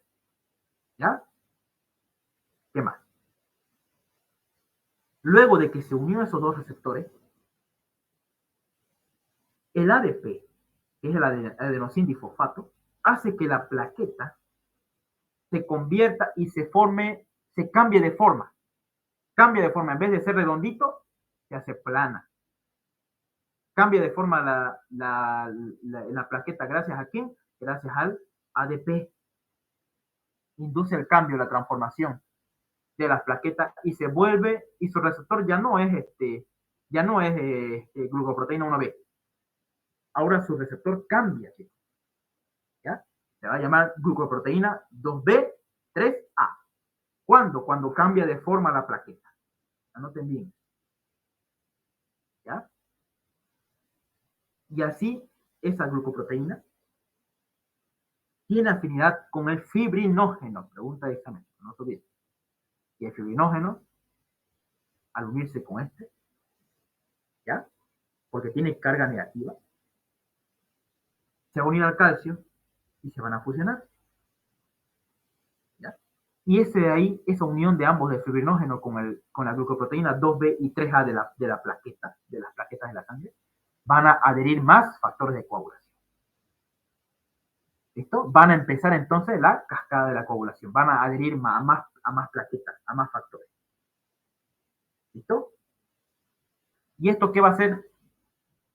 Que la plaqueta se active. Que la plaqueta se active, se estimule y secrete sustancias. Y para eso vamos a ver qué sustancias tiene la plaqueta normalmente dentro. Tiene estas tres cosas, chicos. Mira, anota acá arriba. Su función depende de varios factores de la glucoproteína, un citoesqueleto contráctil y dos tipos de gránulos. No se olviden que las plaquetas, chicos, son móviles, se pueden cambiar de forma. Y está formado por dos gránulos alfa, gránulos densos. Entonces las plaquetas tienen dos tipos de gránulos densos y gránulos alfa. ¿Dónde se encuentran esos gránulos? Dentro de la plaqueta. Aquí están, ¿eh? Gránulos alfa. Tienen en su membrana selectina P. ¿Para qué es la selectina P? Para inducir la adhesión celular. Anoten bien eso. Fibrinógeno contiene el factor 5 y el factor de von Willebrand. La fibronectina, el factor estimulante fibroblastos beta, todo esto, ¿no? Factor de crecimiento de plaqueta, plaquetario, factor plaquetario 4. Entonces, todo esto aquí contiene los gránulos alfa.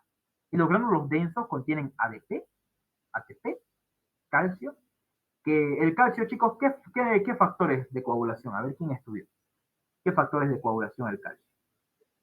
5, no, ¿No era 4? 4, Ese sí.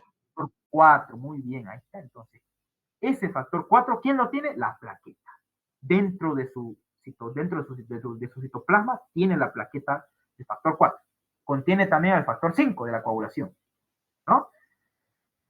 Y contiene también serotonina y adrenalina. Entonces, todos estos componentes, pregunta de examen con el doctor, gránulos alfa y gránulos densos que contienen las plaquetas. ¿Listo? Anótenlos bien, chicos. Gránulos alfa y gránulos densos que contienen la plaqueta. Bien. Y estos gránulos se van a liberar. Le dije cuándo, cuando cambiaba su complejo 2B y 3A y se unía al fibrinógeno. Ahí se va a activar la plaqueta y va a producir todos estos gránulos. Va a segregar todos estos gránulos. Por eso hay 3 pasos. En sí, 4 pasos para la agregación plaquetaria. Primero, la adhesión plaquetaria. ¿Cómo se adhería a este chico? Le decía que la plaqueta tenía 2 receptores. ¿Cuáles son esos 2 receptores que tiene la plaqueta? El glucoproteína 1A2A y glucoproteína 1B. Muy bien. El 1A, 2A, ¿con quién se une? Con el colágeno subendoteliano. Excelente. Y el glucoproteína 1B, que tiene la superficie de la plaqueta, ¿con quién se une? ¿Con él? Con el factor de von Willebrand. Excelente, con el factor de von Willebrand. Excelente. Entonces, el ADP es contenido aquí, ¿no? De los gránulos densos. Entonces, eso hay que recordar, muy importante. Desde aquí hay que ya ir pensando. El ADP es parte de gránulos densos. Desde aquí. Ahora, mire, cambio de la formación plaquetaria. ¿Quién induce a la formación plaquetaria? A que se cambie de forma. En vez de que sea redondito, va a ser plano. ¿Miren? Se vuelven como erizos de mar, se vuelven más plaquín y más planito, más erizo. Y cambia su forma en glucoproteína 2B, 3A. Y tiene gran afinidad con el fibrinógeno. El ADP es el que induce el cambio. Ojo, no se olviden, el ADP. La secreción de los gránulos, entonces. El tercer paso es este, secreción de los gránulos. ¿Cuántos gránulos tiene las plaquetas, chicos? ¿Cuántos gránulos tiene? ¿Y cuáles son? 2 tipos, el alfa y el denso. Muy bien. El alfa y el denso. Y se van a liberar todos estos gránulos aquí, chicos. Tanto alfa como denso. Y aquí dice secreción de los gránulos, donde ocurre la activación plaquetaria desencadenada por la trombina. Y eso ya es parte de la cascada de la coagulación, ¿no? Desencadenada por la trombina y el ADP. Y el ADP, adenosín difosfato, va a reclutar más plaquetas. ¿Listo? Y se libera tromboxano A2. Entonces, miren lo que sucede aquí en la secreción. Hay desde desencadenada de la formación de trombina, ADP, ¿no? Y se libera tromboxano A2. ¿Y el tromboxano A2 para qué servía? ¿Cuál era su función del tromboxano A2? ¿Se acuerdan? Vasoconstricción, Muy bien. ¿Y qué más? agregación plaquetaria. Y adhiere a plaquetaria. Muy bien, agregación plaquetaria. Entonces, esas son las funciones. ¿Listo? Entonces, no se olviden, todos estos gránulos densos, todos esos gránulos alfa son secretados por las plaquetas. ¿Ya? El ADP, muy importante el ADP, porque se une a un receptor que se llama, pregunta de examen, pero esto no para hoy, para este año no. Me acuerdo que a mí me enseñaron bien esa parte. El ADP, ¿quién lo secretaba? Los gránulos densos de las plaquetas. El ADP, ¿qué va a hacer? Se va a unir a los receptores de la proteína G. Y ese receptor de la proteína G se llama receptor P2Y. P2Y 1 y P2Y 2. 1 y 2. La ADP ahí se va y va a reclutar más plaquetas. ¿Ya? Más plaquetas va a reclutar. ¿Listo? Va a hacer que haya mayor agregación plaquetaria. Entonces, el cuarto paso que no lo puse aquí es la agregación plaquetaria. Más agregación plaquetaria. Entonces, para que ustedes vean que el ADP es algo crucial para la coagulación. Y van a ver ustedes fármacos, que anoten bien, hay fármacos que destruyen este receptor aquí y hacen que el ADP deje de funcionar y por ende no hay agregación plaquetaria. ¿Listo? Eso ahí, muy importante. Hay fármacos, ya vamos a ver eso, eso lo van a ver en farmacología. ¿Bien? Y ahí está la cascada de los factores de la coagulación, chicos. Del 1, ¿cuántos factores hay? Enumerados del 1 al 13. Hay 13 factores, chicos, de la coagulación. El 1 es el fibrinógeno, la 2 es la protrombina, el 3 es la tromboplastina, o también llamado factor tisular, que desencadena más la coagulación. El calcio es el factor 4. El 5 es la progesterona. ¿Y quién no hay? ¿Qué factor no hay aquí? Mire, se pasó al 7. El factor 6. El factor 6 no hay. Aquí está el antimofílico, el factor de Stuart-Prober, el factor de Ageman, muy importante el factor de Ageman, para producir fibrinólisis, o sea, destruir el coágulo.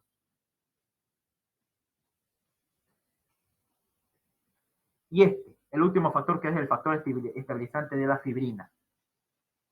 Y aquí está la cascada de la coagulación, chicos, que hemos hablado, ¿no? Consiste en una serie de reacciones enzimáticas que conducen a la formación de un coágulo de fibrina. Y tienen forma de baile, como dice la teoría.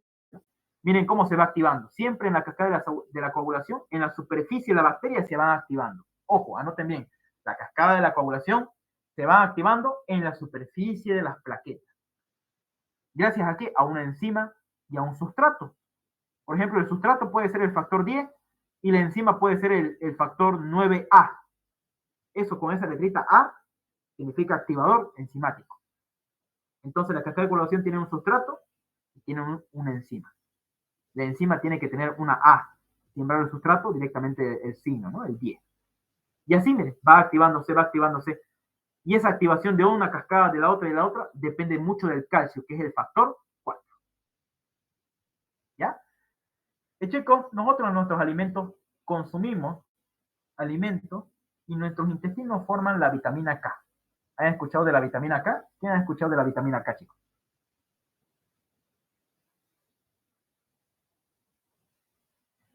Es para los factores de coagulación, ¿no? ¿Sí? 2, 7, 9 y 10.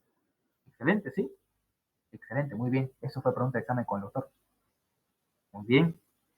¿Cuáles son los factores de coagulación que dependen de la vitamina K? Preguntas examen. Factor 10, factor 9, factor 7 y factor 2. Estos factores de la coagulación son dependientes de la vitamina K, de nuestro consumo que nosotros comemos. ¿Ya? Y ayuda al hígado a producir factores de coagulación.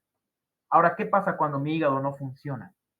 Yo le voy a dar vitamina K para que estimule estos factores y el hígado pueda hacer la famosa coagulación. Porque si mi hígado no funciona, hay hemorragia. Y aquí está, ¿no? El tiempo de protrombina. Son exámenes de laboratorio, ustedes lo van a ver próximamente. El tiempo de protrombina ve la vía extrínseca, siempre el tiempo de tromboplastina ve la vía intrínseca de la coagulación. El tiempo de protrombina significa el tiempo por el cual se va a formar el coágulo hasta fibrina. ¿Bien? La trombina entonces es el factor de coagulación más importante, porque sus distintas actividades controlan la hemostasia. Entonces, chicos, la trombina en la factor de coagulación, no se olviden, es importante para la hemostasia. ¿Y cuáles son las actividades más importantes de la trombina? Son: convierte el fibrinógeno en fibrina, activa y agrega a las plaquetas,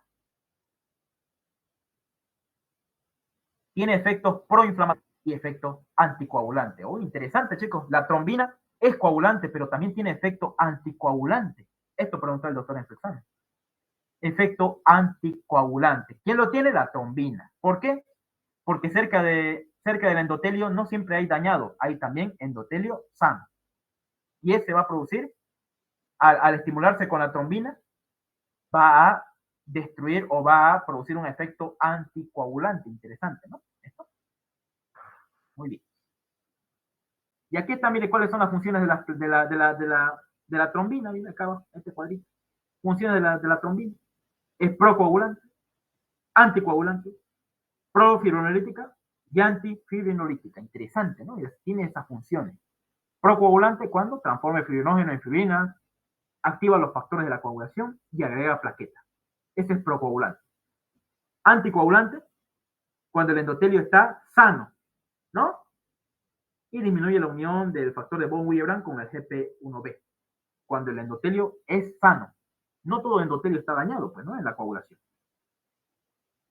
Profibrinolítica cuando inducen la formación. Esto escuchen bien, chicos. El endotelio vascular produce una sustancia que se llama TPA. ¿Qué es la TPA? Es el activador del plasminógeno tisular, se llama TPA. Pregunta de examen con el doctor, chicos, no se olviden. El TPA es un activador del plasminógeno tisular. Profibrinolítica, ¿no? Muy bien. Entonces, esos, chicos, son las funciones de la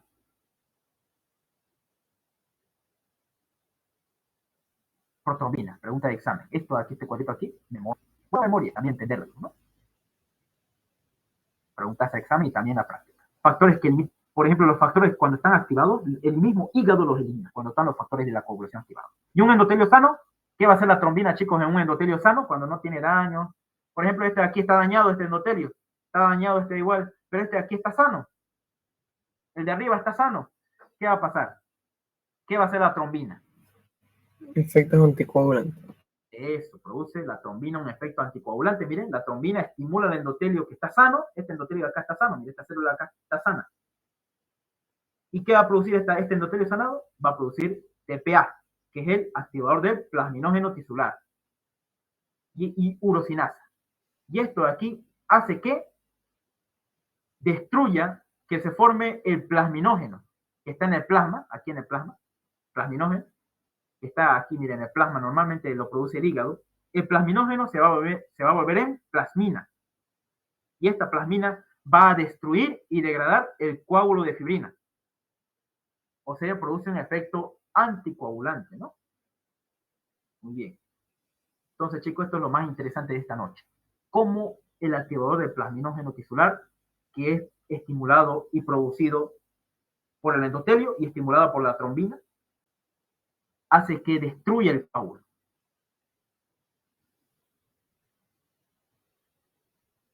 Y también otros factores como los inhibidores del activador del plasminógeno, el PAI, que se llama el alfa-2 antiplasmina, que se une al plasmina libre y evita que haya más destrucción de coágulos. Hay una contrarrestación, digamos, un equilibrio entre ambos, tanto inhibidores del plasminógeno como activadores del plasminógeno. Entonces, chicos, el plasminógeno, pregunta de examen, ¿se vuelve en plasmina? ¿Cuándo? ¿Cuándo se vuelve el plasminógeno en plasmina? Aquí en el vaso, en el capilar endotelial. ¿Cuándo? Cuando se produce, ¿qué cosa? Cuando el endotelio, ¿qué produce? Activador de plasminógeno celular. Excelente. Y eso activa el plasminógeno. ¿Y el plasminógeno dónde se encuentra? ¿Dónde se encuentra el plasminógeno? En el plasma. ¿Quién lo produce? El hígado. ¿Ya?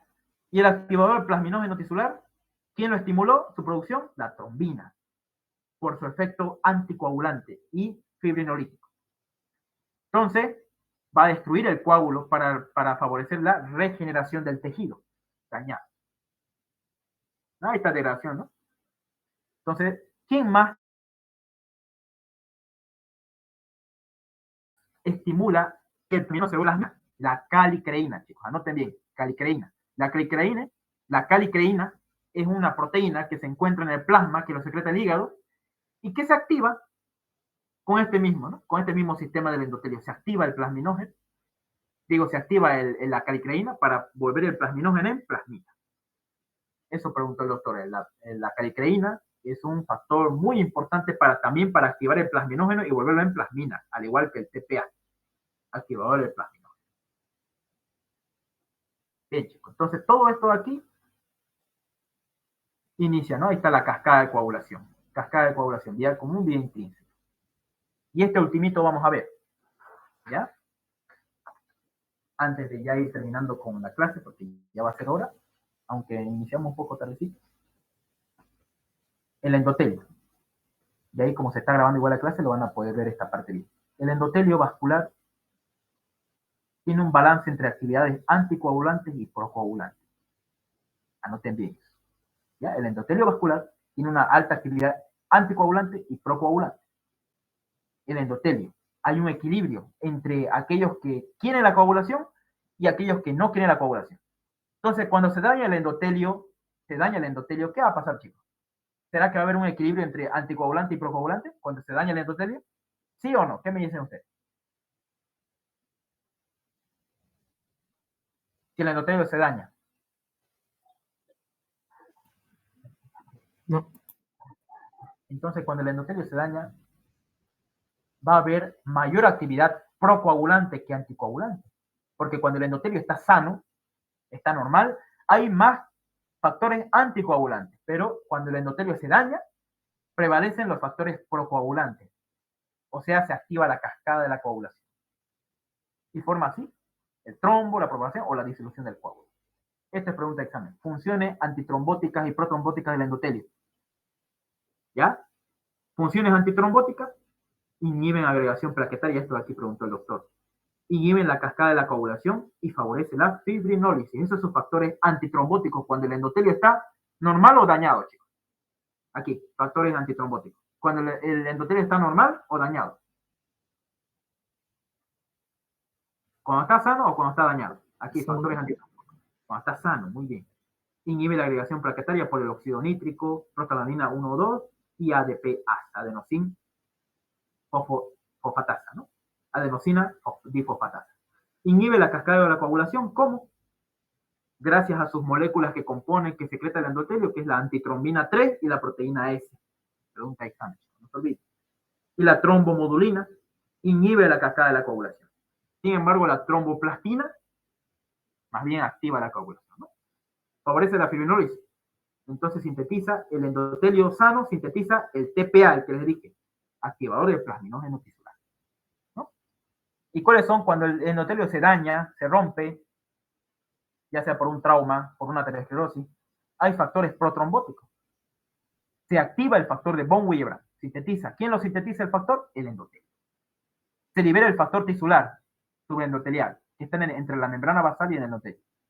Y secreta el inhibidor del activador del plasminógeno, que es ya lo hemos visto igual, que son estos de acá, los inhibidores de la activación del plasminógeno. Miren, esto de aquí, ¿no? inhibidor del plasminol, que se llama PAI, es la alfa-2 antiplasmina. Eso se secreta en el endotelio dañado. Ya está, ¿no? El endotelio dañado. Y toda esta es la cascada de la coagulación, chicos. ¿No? Intrínseca, extrínseca. ¿No? Y este cuadrito de aquí, no se olviden esta, la vía intrínseca, inicia ¿quién? El factor 12, el factor de Hageman. Y la vía extrínseca, el factor tisular. Chicos, el factor tisular, ¿qué número de factor es? De la coagulación. ¿Es el factor? Factor 3. Factor 3, muy bien. Pregunta de examen. No se olviden. Esto, miren, ambas vías, tanto intrínseca como extrínseca, llegan a una vía común, que es la vía del factor 10. Se activa, tanto la vía intrínseca como la extrínseca activan el factor 10. Este factor 10, activado con el calcio, induce la formación de protrombina en trombina, gracias al factor 10. No se olviden, activador de la trombina, ¿cuál es? El factor 10, el factor 5 activo, el calcio y los fosfolípidos. Activan la protrombina a trombina. Y esta trombina hace que se vuelva el fibrinógeno en fibrina. Esto preguntó el doctor el año pasado. Vía común se llama, todo está en azul. Y se vuelve a fibrina y el factor 13 estabiliza esa fibrina para que sea dura. Y esta es la cascada que yo les decía, ¿no? Esta de aquí, así va a ser más o menos el examen práctico. Así les voy a mostrar este cuadrito y ustedes lo van a explicar. Tal cual, tal es lo que pasa. ¿Qué es lo que pasa aquí? ¿Qué es lo que pasa por allá? Paso 1, paso 2, paso 3, paso 4. Este cuadrito acá, bien estudiado, les encargo que lo estudien, chicos. ¿Listo? Voy a ver si les puedo mandar un video antes del examen de una explicación entera de esto. Voy a ver si les puedo enviar. Ahora nos vamos a las preguntas. Antes de continuar, voy a cortar un poco y voy a anotar a los que están participando o están adentro. Un momento, van a poner. Un momento.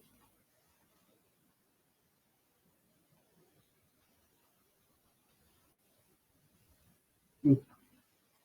Ya. Copy-paste. Ya dice copy-paste y lo voy a añadir a la lista. ¿Listo? No es necesario que se queden mucho tiempo. Vamos a ver ahorita las preguntas.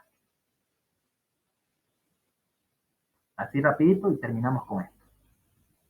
Bien, chicos, les pregunto. Sesión de preguntas para los que puedan quedarse.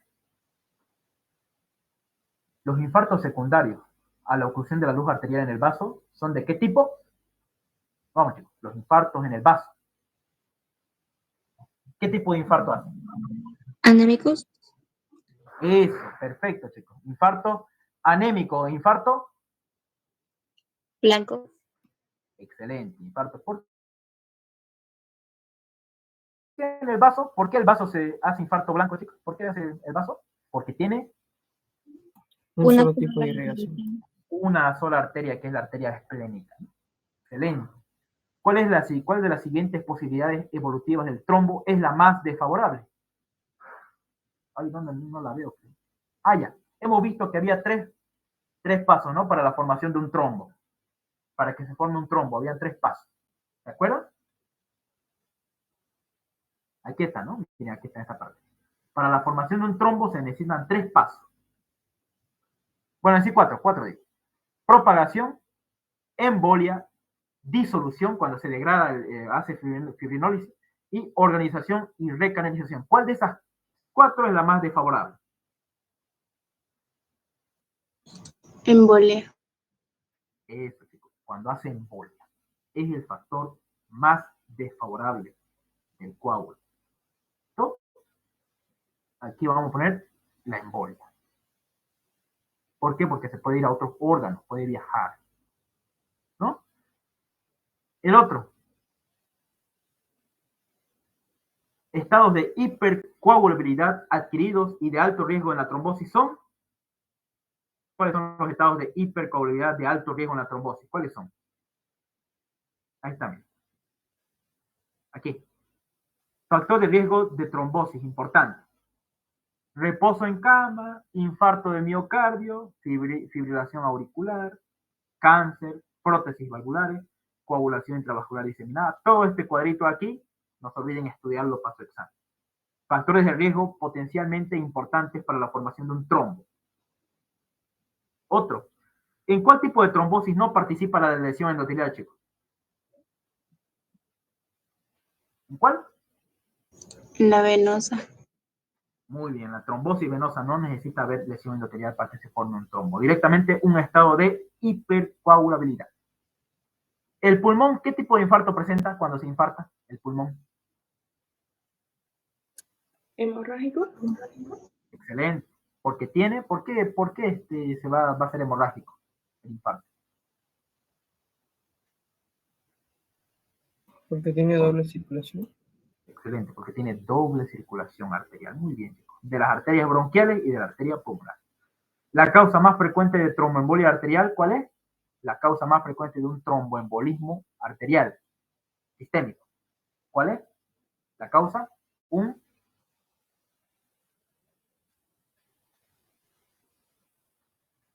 es la causa? Vamos, chicos, ustedes pueden. Lo hemos dicho. ¿Una trombosis venosa profunda? No, dice aquí arterial. La causa más frecuente de una tromboembolia pulmonar, si hubiera dicho, obviamente era trombosis venosa profunda, pero aquí dice tromboembolia arterial. ¿Cuál es la causa más frecuente de una tromboembolia arterial? ¿La paradójica? No, ese es infrecuente. ¿Cuál es? Trombo mural. A ver, un trombo, ¿nadie? ¿Se rinde?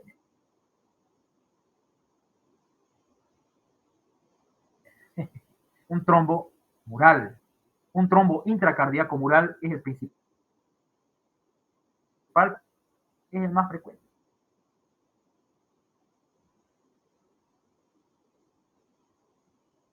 Digo, es el más frecuente un trombo mural que hace que viambo del corazón, que se formó en el corazón, que viaja al cerebro, al intestino, a distintas partes del cuerpo. Trombo mural intracardíaco, esta es la respuesta. La hiperemia activa es el resultado ¿de cuál, chicos? La hiperemia activa. Dilatación de los capilares, ingurgitación venosa. Cuando hay hiperemia activa, cuando hay mucha, hemos visto al inicio, ¿no? De trastorno hemodinámico, hiperemia. ¿Quién lo puede causar? ¿El resultado de qué? De dilatación de las arteriolas, dilatación de capilares, ingurgitación venosa, ninguna, obstrucción linfática, ¿cuál? Según su criterio de usted. Para que haya hiperemia, se vuelve roja la piel, ¿no? ¿Cuál? Esto preguntó el doctor. Vamos. ¿Nadie? Dilatación de las arteriolas. Excelente, dilatación arteriolar. Las arteriolas producen la hiperemia. Y estos últimos. ¿En cuál de los siguientes productos endoteliales, cuál tiene efecto procoagulante? ¿Cuál, chicos, tiene efecto procoagulante? El PG es anticoagulante. ¿El óxido nítrico es procoagulante del endotelio o es anticoagulante el óxido nítrico? Anticoagulante porque produce vasodilatación. Activador de plasminógeno, ¿es anticoagulante o procoagulante, chicos?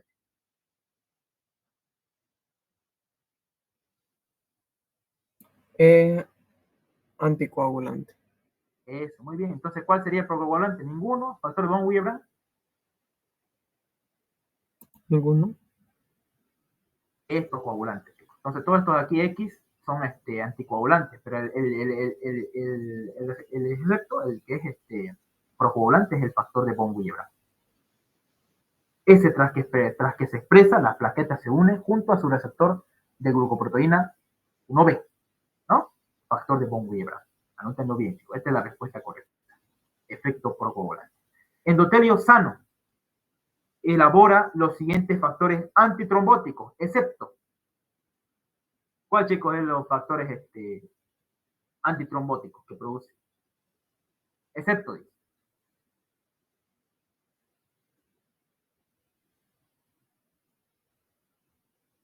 Este es antitrombótico.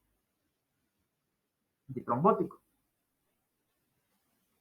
¿Cuál, chicos? Este es antitrombótico. ADP-ASA, que destruye el ADP. La trombomudulina, tromboplastina, ¿cuál de estos dos se quedarían? Antitrombótico. El trombomodulina es Este es, antitrombótico. es antitrombótico, la trombomudulina. No. Inhibía la cascada de coagulación y tenía algo así. ¿Ve? ¿Tromboplastina o trombomudulina? ¿Con cuál se queda? Tromboplastina.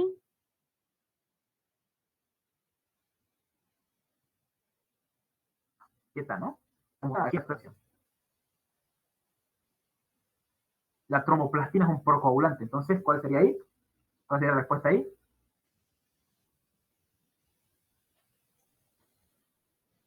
¿Cuál sería la respuesta?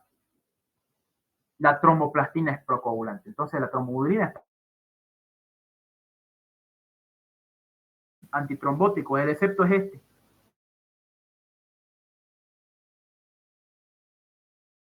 Trombótico que convierte plasminógeno en plasmina, chicos. ¿Cuál es? Mediador químico que convierte el plasminógeno en plasmina. ¿Cuál es? ¿Es él?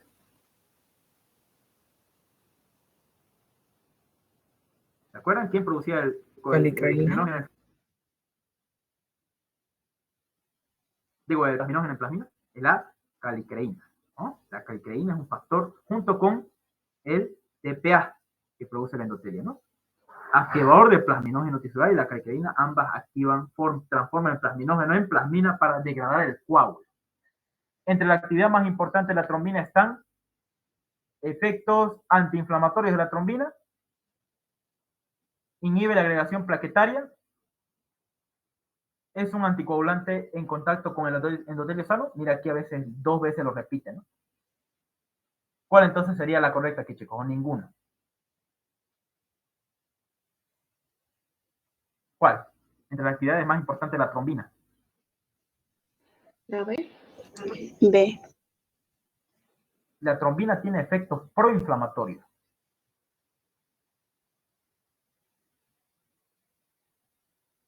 La trombina agrega las plaquetas. Entonces, ¿cuál sería? Es un anticoagulante en contacto con el endotelio sano. Bien, esa es la respuesta entonces. De los hallazgos siguientes o condiciones, ¿cuál es el factor más importante que favorece la trombosis venosa? Vamos, chicos. Esta te la sabes. ¿Cuál es el factor más importante para formar trombos venosos? A ver. Vamos, chicos. De lo que hemos visto, lo que hemos leído, lo que hemos estudiado.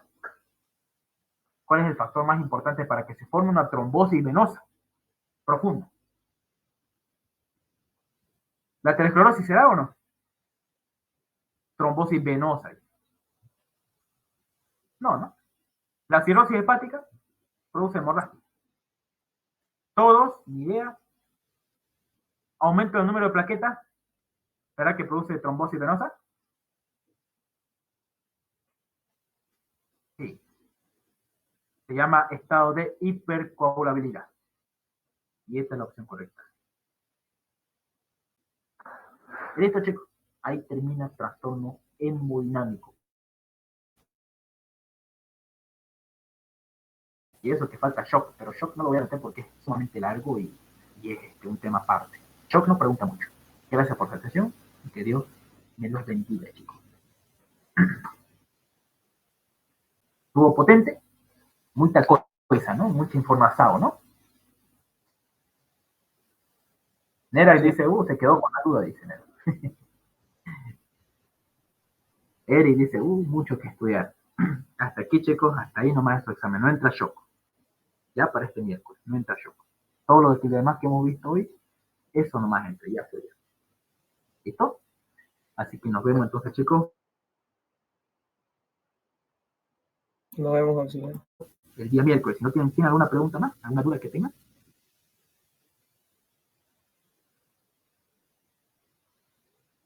El examen, perdón, si el examen que lo va a hacer usted va a ser escrito o oral. Dígame. El examen. ¿Será escrito? Ah, vale, el examen va a ser en la modalidad oral. Ah, ¿cuántas preguntas más o menos? Va a ser lo más práctico posible. Ah, ya. Gracias. Disculpen, Pueden ¿podría tocar repetir? trastorno dinámico.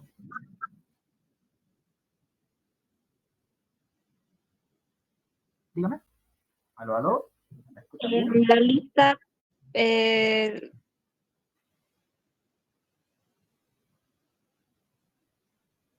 Hola. ¿Qué hace la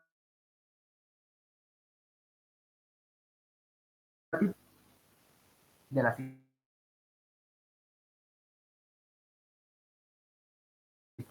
Y no se olviden que la asistencia también vale punto, ¿no? Bien, chicos, ¿no hay ninguna pregunta más? Bien, entonces no se olviden. Estudien, chicos.